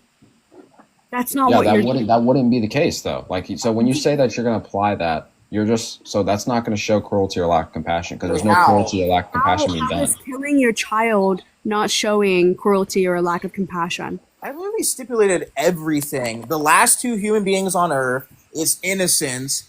Like, you're just dilly-dallying to not die on this hill. Outcomes. It's literally like the first week of pregnancy. The baby is amoral. It wouldn't even really be innocent in this case. Like, well, biblically it would. But if you're looking from a philosophical point of view, it would not be innocent either. So this wouldn't even like hold up in your argument either. It's amoral. The fetus is amoral in the first week of trimester, and a baby who lacks sentience and all of these other characteristics is also going to be amoral. Yeah, once again, I'm pro-life, so like that's not even like addressing anything. I don't care. This is addressing your grape. Wait. This is addressing his grape exception. Yes, and that was addressing your grape exception, but I don't care. I have beef with pro-lifers too. So hold on. I'm pretty sure he's a rage baiter. I'm pretty sure I recognize his voice, and he has we know who he is. He does this all the time. I'm not rage baiting. What? Yeah, I remember dog walking you and you coming back on 5 different accounts. Is this Jacob? No, I am. He isn't, obviously. I know. Yeah, I know. But I know. I dog walked him, and he came back on 5 different fucking accounts, like that little Kakashi account. You remember that? Did I give you PTSD? Yeah, I know. Yeah. He has like 18 different. He has like so many different. He gets dog walked, and then just basically says that it's all subjective. Even if you can provide counter arguments or highlight inconsistencies in his own arguments, he is unreceptive to internal or external critiques. And then he basically just wastes your time. That's all he does. Yeah. Months ago, I wasn't trolling people. I was just debating people in like bad faith in the sense of I didn't actually have a good argument. I was just trying to like understand different points. But I wasn't purposely. Well, that is a troll. You basically just conceded. You just conceded right here on live that you were debating people in bad faith because you didn't have an argument. Wait, that's. I did have an argument. I just didn't have an argument that was actually like well explained. Like that was actually. Oh, I know. That was when I dog walked you. Now you've just admitted that you were doing it intentionally, which would be what? Would that be a troll? Previously, months ago. And that wasn't me trolling. I was just doing that to understand other people and like educate myself. You weren't trolling. So if you come on multiple accounts and you pose arguments that you know aren't good in quote bad faith unquote deliberately and incessantly, what would you call that? That wouldn't be trolling. Trolling would be me like purposely purposely intentionally not trying to educate myself. I'm just purposely just trying to aggravate people. That's exactly what you would do. No, it was would not. He not do that? Yes. I would try and educate myself on people's views and understand. Regardless, I used to be pro-choice. Now I'm pro-life. So that's how. I'm glad that you've come to pro-life. I won't bully you anymore like I used to. But dude, you are a completely disingenuous asshole. You are. Okay, bro. Well, either way, you can't address this hypothetical. I don't see any point. Moving on, like it literally meets all your parameters, and you still find it wrong. This is just special bleeding. I already explained. Yeah, so it's impossible for you. He's had a change of heart, guys. Come on. There's a few ways I can address what you're saying, though. Like being good faith, I can actually address a few things. So the first one is that's another crystal ball fallacy. You're just making another fallacy by saying it's going to be the case that she's going to have XYZ, or like that XYZ is not going to occur. Wait. So that would be a fallacy. If it was high probability to believe, then I would say, whatever. Wait a minute. You think women who don't throw their babies in dumpsters, they don't care? You think this is like absurd? Well, no, I'm just saying that was a fallacy. I'm saying the scenario I gave, right? Again, you're thinking that this is absurd. There are women who throw their babies in dumpsters and don't care at all. Like, why is this so difficult for you to understand? I stipulated that this is the case. This is not absurd. This is not like this has never happened before. It's not absurd. He don't think it's absurd. He just won't recognize it because it doesn't fit with what he's trying to do. I just stipulated that the woman will feel nothing in the same way as getting a first trimester abortion. It's not sentient. It's never been sentient. You can argue it's also innocent at the same time. Oh, also, they're the last two human beings on Earth, so you can't use consequentialism because there's really no other human beings. There's no society. There you go. It fits all your parameters. So you're saying that it's a guarantee that none of these will occur? Yeah. That's a fallacy. Hold on, Protect, are you posing in a hypothetical? Are you posing in a hypothetical or no? Yes, in a hypothetical. Okay, so then if he's posing in a hypothetical, then the fallacy would be void because it's a hypothetical. Do you know what that is? Yeah, but he's asserting that's a guarantee. I'm not saying this will happen in real life. I'm showing you a hypothetical. Yes, he's posing a hypothetical. Unless he claims that it's actualized in real life with certainty, then it wouldn't be a crystal ball fallacy. He's testing a proposition, right? A hypothetical with you in order to discern principles. And if he's using it within the context of engaging in a hypothetical, then it would not be a crystal ball fallacy. Your name you've changed to Philosophy 402. I would think you would know this, just like I would also think you would know the second law of logic, right? Yeah, I'm just simply saying it sounds like a crystal ball fallacy. I'm not like you said it was. You said it was. Yeah, you made a positive claim that it was. Well, it seems like it. I mean, he's pretty much saying that it is. Okay, so hold on a second. So if I pose a hypothetical to you, and I can establish the parameters of the hypothetical, right? Just to test your principles, principle discernment. It wouldn't be a crystal ball fallacy if I'm establishing the parameters of the hypothetical. As long as it's logically possible, it's valid. Now, if I were to take a real life scenario and say, if I got a girl pregnant, that baby is 100% going to grow up to be a drug dealer, that would be a crystal ball fallacy, right? We're operating off of the actual, and I'm making a positive claim without substantiation as if I have a crystal ball. That would be the fallacy, right? He's posing to you a hypothetical with well-established parameters in order for him to discern your principles and test your logic. And since you're pro-life, he would be performing an internal critique on your position. It's not a crystal ball fallacy. Okay, yeah, sure. If it's not, that's fine. I don't really care. I interpret it to be, but. All right. Protect, can you send me a copy of this? I'm going to post this on YouTube, this whole video. Sweet. All right, well, either way, dude on the bottom, whatever the fuck your real name is, I'm glad you're on the pro-life side. I hope that's genuine, but you are an idiot. Goodbye. Yeah, I don't see what's so difficult to answer about this hypothetical. Because, well, I already agreed that there could be cases where abortion or like grape abortion would be wrong, and that could be a case. But like, I don't know how that would address like me saying that abortion. No, this case. So in that case, right, it would be wrong so the woman has to sustain the pregnancy, right? Or right, this woman is justified in unaliving it after it's born. That's the whole point of the whole point of the hypothetical. Wait, say that one more time. The whole point of the hypothetical is if these parameters meet after it's born, is she allowed to unalive it? If these parameters meet? Yes. If these conditions, right, if I stipulated all the things that you value, right, in this hypothetical after it's born, if it's 1-to-1 exactly the same inside the wound, the woman will be permissible in unaliving it. You still find it a wrong maker. I removed literally all the. I mean, generally, I mean that's kind of, well, to be honest, that's actually a hard question because I'm not sure if I would say yes or no. That's kind of like a neutral question. Because, I mean, realistically, there wouldn't be nothing bad being done there. But I think generally it would just be like, I could just hold that. I just think there's like universal facts that would like, I would hold that to be wrong, even if there's no harm being done. You said the harm is deprivation. In this case. Well, no, that's what would be done there, but I'm not saying I account for deprivation. Then why would you mention it? Well, no, because you were saying there wasn't harm being done. No, I didn't say there wasn't harm. I said the negative mental states, right? That's why I removed the sentience factor. I stipulated this hypothetical. This being was never sentient, but is going to be sentient in 20 minutes. So would there be harm being done at all? That's what I'm asking you. Would there be harm being done? I would probably say, I'm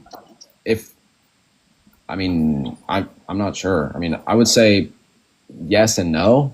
I mean, a little bit and somewhat not at the same time. Okay, then what would be your account of harm then? Well, obviously there's not like a physical or mental damage being done because you stipulated that, but I think the kind of harm that would be done, I think it would really just come down to like, because like I'm like realist, so like I think that would be like objectively wrong off of like some sort of meta-ethical view. So I'm not sure. I don't know. Well, how would it be objectively wrong then? Yeah, because this wouldn't be that wouldn't. So I hold something called like secular realism. So it's just that there would be things that would be wrong and good based off of the flourishment of a human or something like that. It wouldn't be like something based off of like a god or anything. So, or like any moral facts wouldn't be based off of that. It would just be based off like human flourishment and stuff. So if that were the case, then this would kind of break that. So that's why I think it would be wrong, but also okay in the same time. So that's what I'm saying. So if these parameters were met inside the wound at the first trimester, that would also be wrong then, right? It would also be flourishing as well. Yo, I'm pro-choice. If those parameters were met inside the womb? Yeah. I would say, I guess. Yeah, so it'll be wrong as in the same sense. There you go. Host, can we move on to the new guest? Like, I think, honestly, we've spent enough time on this guy. Yeah, we're going to move on. Your message. Yo. We're going to move on to the next op. What's your age? What's your stance? I'm at 21. I'm pro-choice. All right, does anybody want to take a crack at it? Why are Sure. you pro-choice? Go ahead. Do you want me to explain my argument first? Go ahead. Okay. I don't value human life until it has the capacity to deploy consciousness, and up until 20 to 24 weeks is when the fetus gets that. What do you mean by capacity? So what was that you cut out? What do you mean by capacity? That like the necessary brain parts are there in order to deploy consciousness. Okay, and what do you take consciousness to be? Like being able to like think, be able to recognize that you exist, stuff like that. pretty much like act it like how you are. Like you are your consciousness. So like self-awareness. Yeah. Do you know that we can't do this until, even with the brain compartments there, we still can't, self-actualize ourselves until 3 years of age? That's not true. That is true. Neurologists generally are in consensus that fetuses get their consciousness at around 20 to 24 weeks. Yeah, but that's when they have the parts that they think possibly deploys consciousness, but they don't take. When we're talking about this, you said self-awareness. So even like a newborn is not going to be self-aware of itself, and Sure. it wouldn't be until it's 3 years of age because it wouldn't pass the mirror test until then. I'm kind of being charitable to you. I said at the start that the brain parts are there and available in order to deploy consciousness. Do they have to work? Do they have to work? No, they don't have to work. They're there. Wait, Which that usually means that they work. But wait, you don't think a corpse has these brain parts as well? No, because they don't have any electrical charges in their brain, so they don't have any. What would be the brain parts? I think it's the cerebral cortex. That's the main part. Well, I'm asking. You made a asking claim there that's not true, Alex. By the way, there's multiple studies that show that electrical brain activity actually continues for a decent amount of time after someone has passed away. You can provide them if you want them to. That's what I was saying. The parts have to work, not just the parts being there. That's why I asked you if a corpse has these parts. Yeah. You can continue your conversation with Jelly. Yeah. Yeah, so I was gonna ask, so you do have a cutoff then, right? What cutoff was that? I said 20 to 24 weeks. Okay.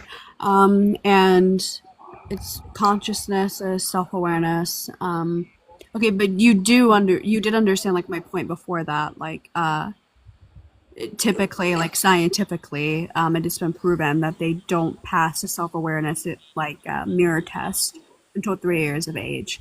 They have all the compartments there. They're dormant. I don't understand. If you think that they're dormant during this time, they would be dormant inside of the womb. So I don't really know what I'm gonna fact check you on that one really quick. Give me a second. It's probably might be the last conversation. I don't know. It might be for me. I've gotta get to bed after this. Yeah, I think this will be the last conversation. Yeah. I think the conversation we had before, too much stupidity was filled in my brain listening to him. I'm not entertaining him again. That was the last time. Because he does this all the time. Was that the same guy who was in here last night using a cross as his name, or was it a different one? It was a different one. It was a different one. But he goes on, his voice is very distinguishable. I know exactly who it is the second he opens his mouth.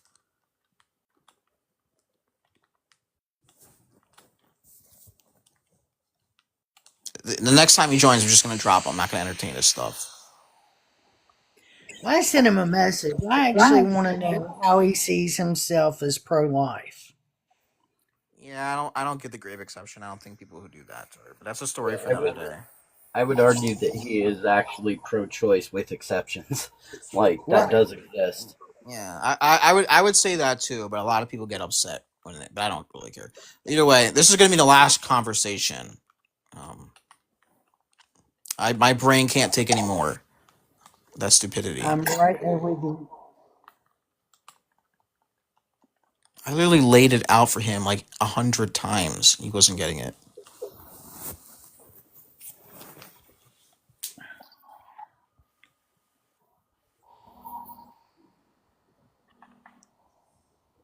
Well, I don't think there'd have been anything to even discuss with him if he just said, I'm pro-life with exceptions.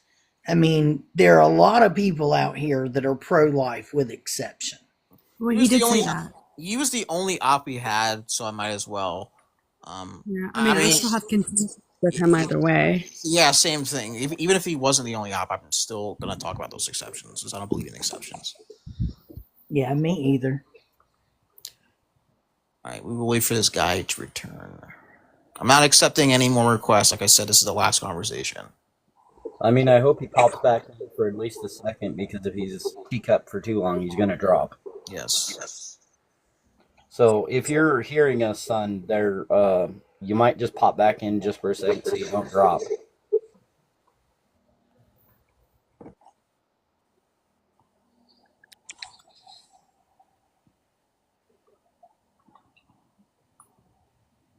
We need the Jeopardy music.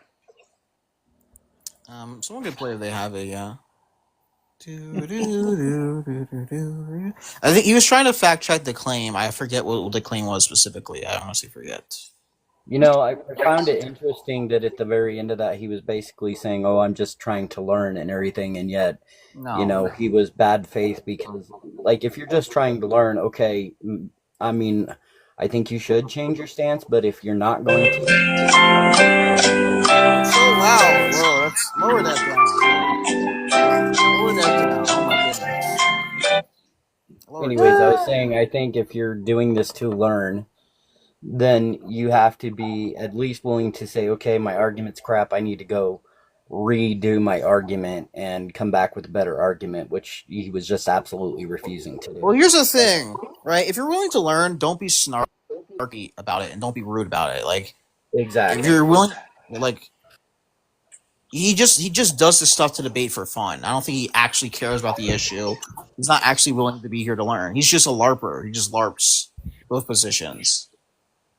Like, I mean, and even at that, like, I'm okay with it if you're at least going to be intellectually honest. But when you're completely disingenuous, like, that's, I mean, nobody wants to deal with that. I mean, I think he's back. You're back. Look, I forget what you said. You're gonna fact check the claim. I forget what exactly. You're breaking up. Dang, you missed the action, Candy. You are breaking up. Me? We can't even hear you now. Yeah, I can't hear you at all. You're breaking up. So while we're waiting, Protect, what is your YouTube channel? Should be my profile. I can drop. Not you, Candy. You should search at Protect the Voiceless, and you should be able to see it. Yeah. Thank you. I mean, they're like hours long, so I don't expect anybody to watch all of them or even half of it. But still, and there's a lot I have to put, so there's not much detail of what specific video.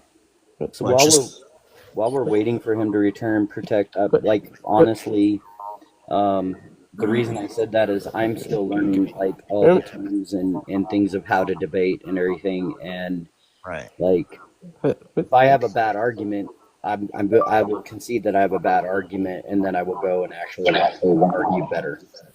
Son, I think you're back. So, yeah. Hello? So what's up, Protect? How you doing? Son, you're breaking up. I can't understand you. Can we suggest maybe just for a moment that he drops and comes back? Maybe. Yeah, I'll drop you, bring you back up. I will drop you, bring you back up. Don't let that guy back. The guy who we debated last. Like I said, if you see him, if you know his voice, drop him. Don't let him debate again. Which one? Oh, the idiot? Yeah. Oh yeah. Well, I don't think I have mods anymore. I don't know if I ever did actually in this life. I think I did, but I wasn't on this account for a minute, so. That's just a lesson for next time. Don't let him up on the panel. Well, that's what I was saying. That's why I wanted a recording of it. When you post it, I will. Yeah, I'm gonna post it after. It should upload tomorrow. I'm gonna post it after today. It should upload tomorrow in the morning. I'm gonna post it after this ends. Yeah, this is why. Well, this is why I didn't like I interjected. I didn't want you guys engaging with him, not to like take over the hijack the live. But this guy, I literally got him to admit, and you all have it now on recording, of what he had been doing for like months. So yeah. Well, we didn't have any other ops, but I just like I usually I don't entertain his delusion, but like whatever, we don't have any other ops. Yeah. Is Son gonna come back? Son, come back. Crust up. Good to see you, Candy and Spicy Jellyfish. Nice to meet you, Jacob. Nice to meet CNC, you. we have met before. We are acquainted, but nice to see Oh you yeah, again. you're right. I was just thinking about it, like when you said that. You'd probably recognize my voice, but I change accounts all the time. This Yeah, is like I do. my main account that I like to debate from if I'm going to destroy somebody, but he's gone now, so. Yeah. I'm either going to end for tonight or restart and do a new prompt. It's not going to be about abortion. It's going to be about something else. I'm not sure. All right. Well, thank you for always hosting and being kind. Protect. I do my best. Yeah, I do my best. All right. Yeah, I don't. He cut out. I don't understand what he was doing. He was going to look up a source that someone said, like fact check. What was the argument? Like, what was his argument? His argument was like he like values consciousness, sentience, blah blah blah, and the brain parts that are there. The brain parts have to be there, present. Okay. Yeah. Did you ask him why it's a qualifier? You were getting to that part, yeah. Okay, yeah. Yeah, he's going to get dog walked. All right, well, anyway, you guys take care. Feel free to drop me for the algorithm so you don't, like, lose engagement or whatever. Thanks for joining. Thanks for having me. Oh, I should never cut them off. But yeah, I asked him, so if it's the brain parts, I asked him, do the brain parts have to work or do they have to be present? Like, what specific part of the body, what specific part of the brain? If it's like what he said, the cerebrum or cerebral, right? I mean, doesn't a corpse have that as well? The second you die, so like, you have to give bodies the same moral consideration. Yeah, well, and like the reason I brought up the whole thing about the electrical activity in the brain after death is that, like, if you stipulate that and you don't take that into effect, like that's a false claim. There's plenty of studies that show that there is electrical activity in the brain. I mean, it varies, but that there is electrical activity in the brain after what we would consider to be death. Right. All right. Thanks for joining, Spicy. I'm not sure if I should continue or restart because I do have a new prompt. It's about who would you marry, and I added a few more people on the prompt. Nice, Spicy. Yeah, I'll just put nephews run on it. But yeah, because I had the Sophie Rain and the Bonnie Blue, the Christian Mary. Which one? Who would a Christian Mary? I had that one. I added a little bit more to it. So yeah. So is it a debate as well, or is it just like It's more like a conversation kind of like opinion thing. Let me put it up. Cool. If I can find it, where did it go? Do you want to drop me? Yeah. It was this one. It was nice talking to y'all tonight. I'll see you soon. Yeah, it was this one. I had a few Christian ones specifically on this, but this is just in general. I think I might try this prompt out for tomorrow. That's cool.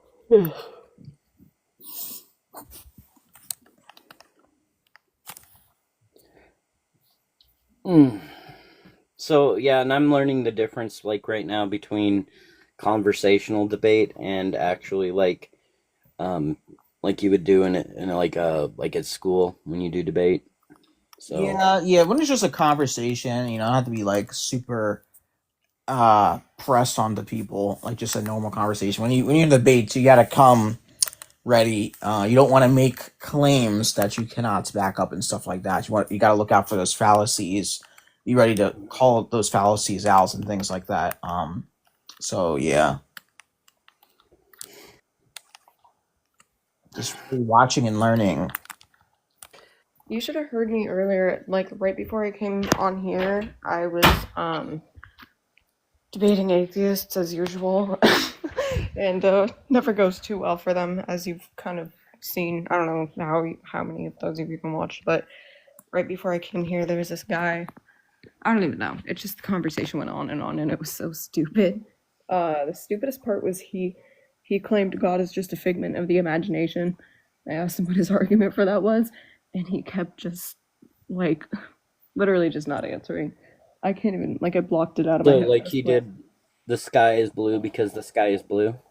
Yeah. Yeah, basically. Can you do me a favor, Candy? I'm gonna give you a follow real quick. Can you send me an invite to the next live that you're in where you're debating atheists? I'd love to be in there and learn a little bit more. Are you hosting? Yeah, definitely. That's like one thing that I'm good at. Like I'm better at even debating atheists than pro-choicers. Well, wait, do you know the angry Reddit? Yeah, he's interesting, but yeah. Yes. Okay. Why? The atheists are interesting group of people. Interesting. Let's just say that. Especially people like him. But yeah, no, it was I can't even remember. It was basically me every 2 seconds calling out a logical fallacy and then going, okay, once again, what is the argument that God is a figment of the imagination? And then What I don't understand is like why if you hold to an atheist belief system, why would you care about something you don't believe exists? Like they spend an awful lot of time trying to disprove something that they don't believe even exists. Yeah, for sure. But like I just can't even count how many times I asked that question. Like, what is the argument that God and then he just kept going, oh well, do you believe in Darwinism? And do you just all this shit? It's like had nothing to do with anything. And then oh well, Jesus only came for Jewish people, and you're not Jewish, so he didn't come to save you. And I'm like, okay, again, what is the argument that leads to the logical conclusion that God is a figment of the imagination? I asked that question like. So he did a lot of whataboutisms and.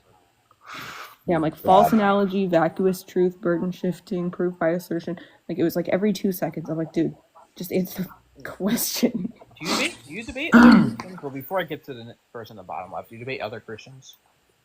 It depends on the topic, but not really. All right, Jason, what do you think about the prompt? I want Riley Reid. Why? Because okay, she got the most like pizzazz, but Bonnie Blue is like soulless. She's just like thousands of men. I don't know. So like Sophie Rain, I don't know. She's fucking social media. I don't even know. Mia Khalifa. She's just used old, bro. I don't know Lily Phillips. I don't even know who the fuck she is. But Riley Reid, bro, she got the swag, bro. Well, I would just say she got the angles. She got the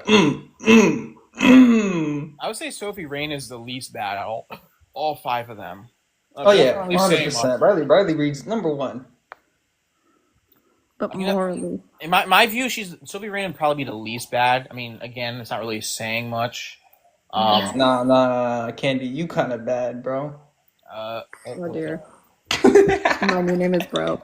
Well, but like I said, like no, well, like Sophie Rain is probably the least bad out of all 5 of them. Because she just like posts like kind of like spicy pictures on the internet, but all of them have like.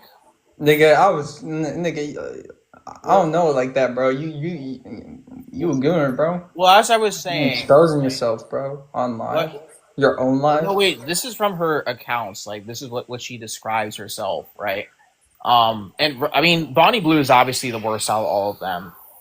I mean, the 1,001 Night kind of telling. I mean, then again, Riley Reid did get married and she has a child, so I mean, I guess she wins in the end. Oh my God, she has a child. Yeah.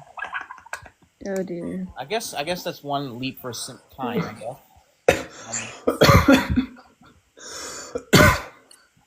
Wow. I would just say Sophie Rain's probably the least bad. That sucks, bro. But low key, I feel like Riley Reid, like her kid's gonna be like some NFL like freak, bro. He's gonna have like every dominant gene, and all the recessive genes are gonna be recessive. You get what I'm saying, bro? All the black men, bro. She's just gonna get the best genes. You feel me? I guess. What? Okay, I'm finished. Did you see what I put in the comment for Doug? Pro-choice up. Possible. Are you pro-choice by chance? I mean, I can change the prompt. I was gonna do Okay, I was gonna say okay. Hear me out, bro. We'll change I don't want no bitches, getting the abortion, right? But if I fuck a bitch, right, and I'm 16, don't put it. You could phrase that differently. Oh, my bad. If I politely do that thing. Yeah. I lost my train of thought. I couldn't think of any words. Do you think that women should be able to have abortion? Yeah. For what reason? Only because, like, okay, I understand that it's like, I understand what it represents. It's a potential human life, and I used to be pro-life because of that. It's not a potential human life, to be clear. What made you change then, or why did you? Because like I thought of it like he doesn't even know what experiencing is. He's just fucking, I don't even know. He's just in the fucking loading screen, bro. So like, yeah, I'm gonna sacrifice his fucking attempt at life for just my betterhood, bro. I'm gonna be selfish. Wait, fuck that baby, it's bro. Not an attempt. It's not an attempt at life, to be clear. Yeah, well, doesn't know experiencing, like, how would a newborn know what experiencing is? Yeah, it's a life. Yeah, I'll agree with that. I won't even argue about the months and all that bullshit. I'm gonna just say it's a life.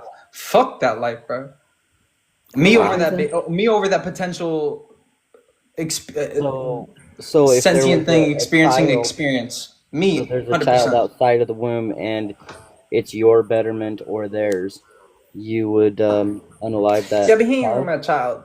Like, if I'm 16, fuck no. I'm 20, but I'm like, if I'm 16, my better 100%. I'm still a kid. I want to be clear. Like, if it was you or the 1 week old newborn, you choose you. Like that, you find that morally permissible. Wait, can you say that again? So I asked you, like, because of what you said, you agree that it's a life, but you said, quote unquote, F that life, all right, because it's for the betterment of me, right? So yeah. I'm asking you, if you have a 1 week old infant, no, comes to you or it, why would you be okay with it? Because he's experiencing life. I mean, I understand he's living, but it doesn't track. That doesn't track morally consistently. No, he's experiencing experience. That fucking little swimming that little fucking thing. Let me ask you this, okay? So you have someone who has lived up to, say, 20 years old. They go into a coma. They can't experience anything. They don't meet the criteria at that point, even for sentience, because they're in a coma. Should we be able to unalive that? Fuck yeah, 100%. Wow. And this nigga is gonna sit here with some superiority. He's not gonna try to argue with it. He's just gonna be a sheep. He's gonna fucking, I don't know. Wait. Justify it. Why should we keep him around if he's never gonna wake up and he's gonna sit there fucking? You're just like, the mother's gonna come. She's gonna fucking sit there staring at her son like. Just let him pass. Go in the dirt, bro. Let it be natural. Wait a minute. He wouldn't be alive, bro. We're just prolonging it, bro. Wait, what if they're going to get out of this? Yeah, if he's been locked up for 20 years, bro, he probably ain't waking up, bro. No. Okay, so fucking. This fucking. Yeah, pretty much, bro. He ain't waking up. He 100% ain't waking up. That's like a 0.11%. Are you really gonna waste resources, bro? Wait. This scenario, it's going to wake up. It's going to wake up if you don't kill it. Kill them. What? This scenario, they're going to wake up if you don't kill them. After 20 years? Yeah. That is just one hell of an exception, bro. Why are we keeping like 100 people alive if one of them is gonna wake up, bro? That's not There's smart. plenty of empirical evidence that it does happen. There's Wait, many Cece. Wait, things Cece. that I say. think I misinterpreted your hypothetical. Did you say this person was 20 years old and it got to an accident and they lost like their memory? Was that what you said? I said, so you have somebody who's lived for 20 years, they go into a coma. I didn't actually stipulate what the reasoning for the coma was. They go into a coma. Can we then, now, because they don't meet the requirement, can we unalive them? No, if they go right into a coma, no, they should be kept on a coma, but like just to like a certain point, maybe like by the medical thing, like there's probably like a medical time of like if it passes like 5 years, they're probably not gonna wake up. Okay, we'll make it So analogous like to pregnancy. we go by that. We don't go by this fucking sissy bullshit of we have to keep them alive. Dude, you're just Okay, so keeping a fucking- fucking dead thing alive, bro. So fucking. Especially if they're brain dead. If they're brain dead, bro, what are you brain kidding dead? me? Wait, hold on. Wait, Well, not fully brain dead, but you know. Wait, hold on. Vegetable. Wait, brain dead? They're just dead, right? Let's just make this as analogous to pregnancy. This is 9 months. They're gonna wake up in 9 months. There you go. Should you be allowed to kill them if they're gonna wake up in 9 months? This is as analogous to pregnancy as it can get. Should you be able to kill them in 9 months? Who? The fucking person? Yeah, that's in the coma. In 9 months? I mean, nah. It could be just, I don't know. Maybe there might be a miracle, but like 20 years, 10 years. Are you kidding me? Wait, I'm stipulating. Like 9 months. I'm stipulating they will wake up in 9 months if you don't kill them. They're going to.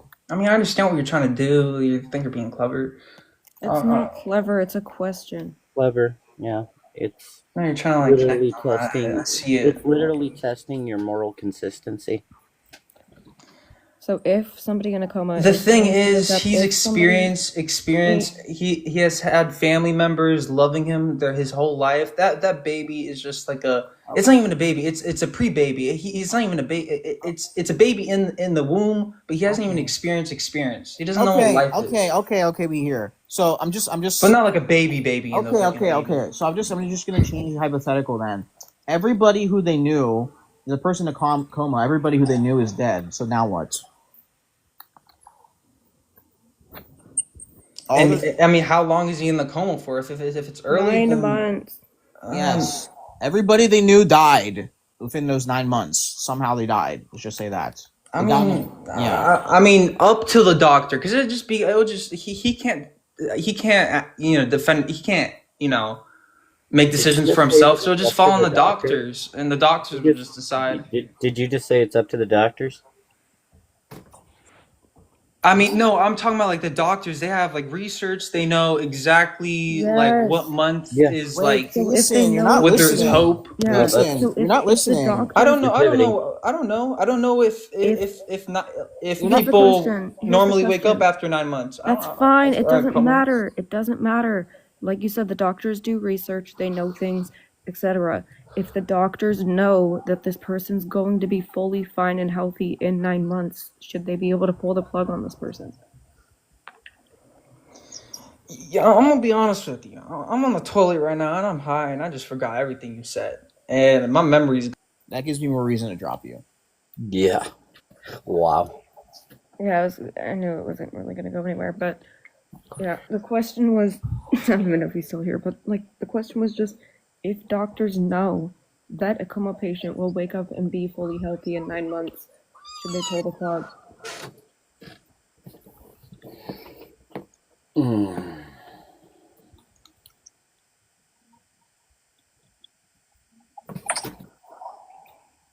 Again, too much stupid for today. Yeah. Man, you've given some winners up on your panel here, buddy. Delusional oafs, probably. Yeah, I'm still waiting for Dino from yesterday to send me that citation. Like, literally, I was in a live the other day, and they're like, okay, so we're going to drop this person because, they're dumb or whatever. And they're like, okay, we're going to have an intelligent debate now. And then they brought up somebody else, and I waited like 6 debates, like 6 hours, 7 hours of watching this because I have a job where I can basically, sit and listen and everything. And I was still waiting at the end of all those debates for an intelligent debate. Yeah. That's the life. Working from home. That's the Was good. Actually, I don't work from home, but I have my job doesn't have an issue with me like listening to something, and because of what I do where I sit, I can casually watch something. So Okay, you can drop me. I mean, yeah, I'm gonna end. Candy yeah, is running as usual. But yeah, I'm gonna end. You're gonna end anyway. Yeah. Excuses. All right, everybody, have a good night. You too, man.